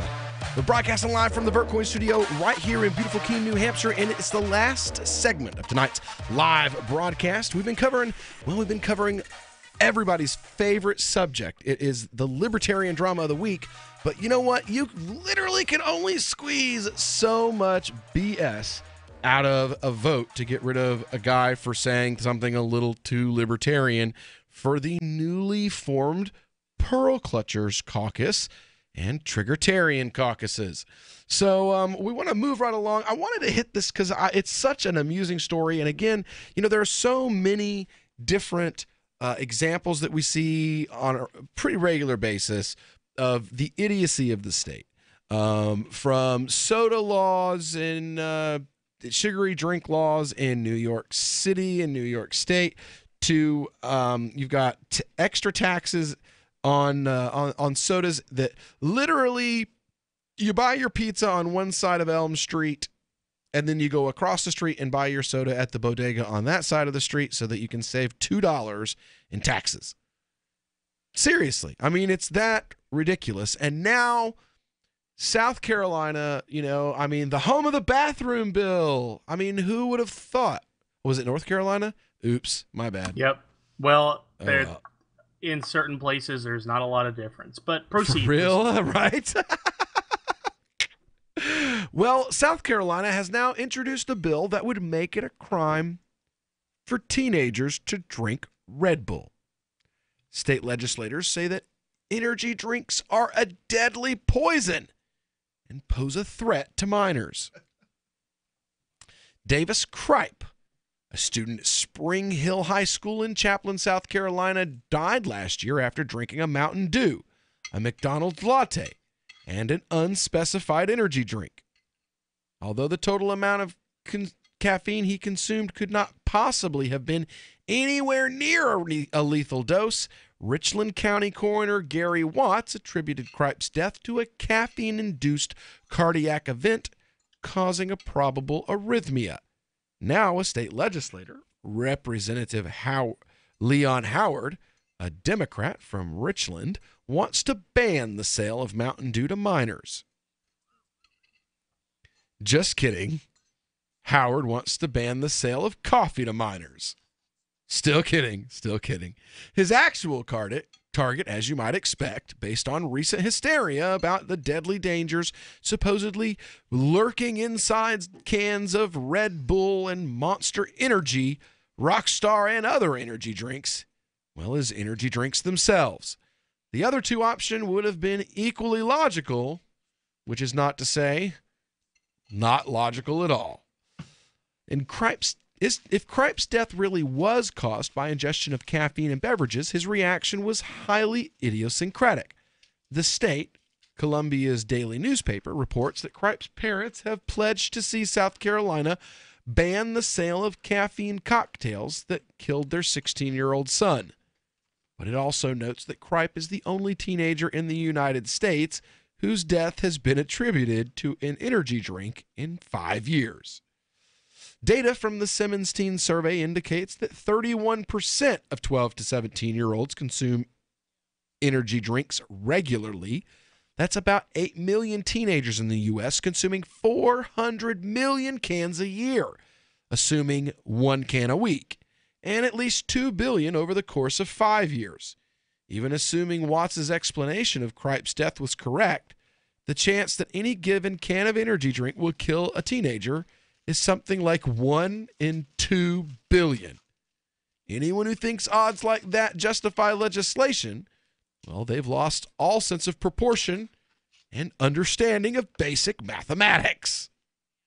Howard's bill, well, another I'm got to do something for the sake of doing something kind of bill, would make it a misdemeanor to sell, furnish, give, or distribute an energy drink to a minor under the age of 18 years. Each violation would carry a minimum $50 fee. There it is. Right? And if you buy energy drinks and let your 17-year-old son have one a day, you would be on the hook for at least $350 a week, $18,200 a year. If instead you let your kid drink Mountain Dew or coffee, however, don't worry, you're in the clear. I wonder if it counts for Jolt, because Jolt's not an energy drink, but it's got more caffeine in it than a Red Bull, I think. I've got to look that up. What do you think, Tom? Like, are they? I assume that they were targeting caffeine specifically, or at least caffeine and then no energy drinks specifically. Let's see it. It says it has to do with the caffeine content. So there's, yeah. Oh, I see that. So let's says see. The FDA. How do they define energy drink? Hold on, let me open this bill up real quick and see if they bothered to write it well enough to define energy drink. Nope. Of course they didn't. I love having a lawyer on the show. Because normally, you define things. This is great. Because I was wondering to myself, now wait a minute, if they're serious about this, then why have they prescribed a fine, and why is it not like a regulatory offense to where you say, okay, well, if you give this dangerous stuff to minors, we're not going to let you sell dangerous things anymore. And right here it is. Okay, here's the definition of energy drinks. A soft drink, this will become important in a minute, a soft drink that contains a minimum of 80 milligrams of caffeine per 9 fluid ounces and contains methylxanthanes, B vitamins, or herbal ingredients. Of course, it doesn't define That's how herbal you ingredients. keep the coffee Now, because a cup of now coffee. Now watch this. Watch this right here, though. Subsection C. Notwithstanding any other provision of law, a violation of this section does not violate the terms and conditions of an establishment's beer and wine permit, and is not grounds for revocation or suspension of a beer and wine permit. Okay. Because you certainly wouldn't want to take off the liquor lobby, which is quietly one of the most powerful lobbies in all southern states, because when you make a massive regulatory scheme and grant a state-mandated oligopoly to a small group of stores, they wield massive political power. So you were about to say something about protections for the coffee shops. Well, here's the protections for the beer and wine people right here. It says here the state adds that energy drinks can contain far more caffeine than coffee does, up to 300 milligrams, but that's literally not true. The average the McDonald's latte that Kripe drank contains 142 milligrams of caffeine. A short 8-ounce Starbucks coffee contains 165.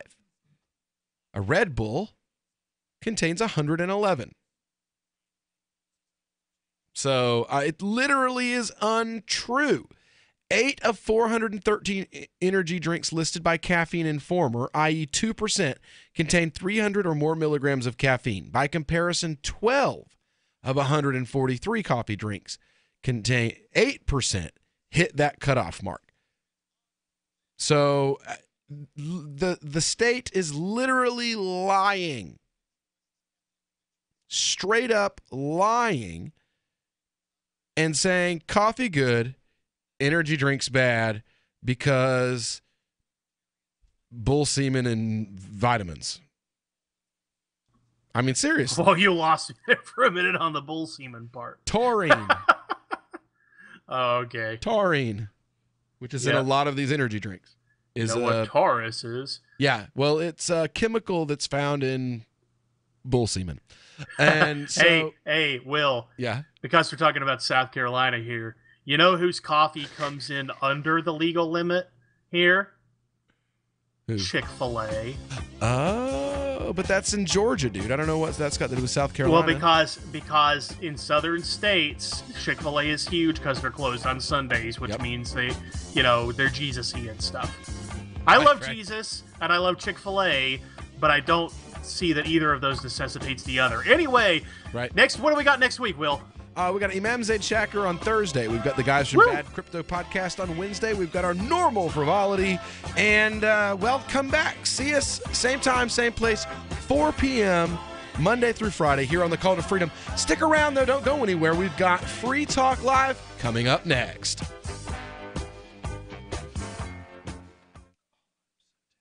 Free Talk Live. When there are cameras around, it doesn't make a difference. There were people with video cameras all over this event yesterday. It looked like these people were trying to get away, Yes, honestly. they were.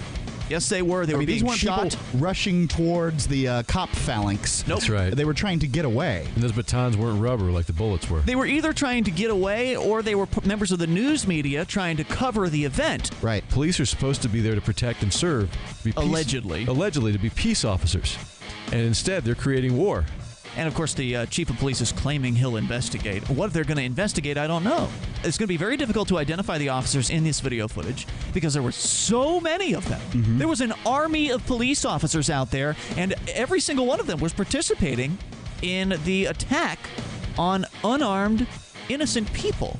Free Talk Live, 7 nights a week from 7 to 10 Eastern, live on the Liberty Radio Network at LRN.FM.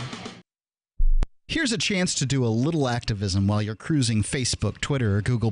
Between the LOL cats, the recipes, the hot girls, and the inspirational sunrise memes, Free Talk Live's posts pass by your newsfeed. Like them, comment. It gives us more exposure. If you don't see our posts, click like at facebook.freetalklive.com and then hover over it to click Get Notifications. It's an easy way to spread the ideas of liberty a bit further. I know you're busy, but you can spare that 1/10 of a calorie it takes to click on something. Facebook.freetalklive.com. Ross Ulbricht was convicted in early 2015 of running the infamous Silk Road Underground Market. The Silk Road was a gift to humanity and helped reduce the harms brought on by drug prohibition. For this good deed, Ross has been sentenced to life in prison with no possibility of parole.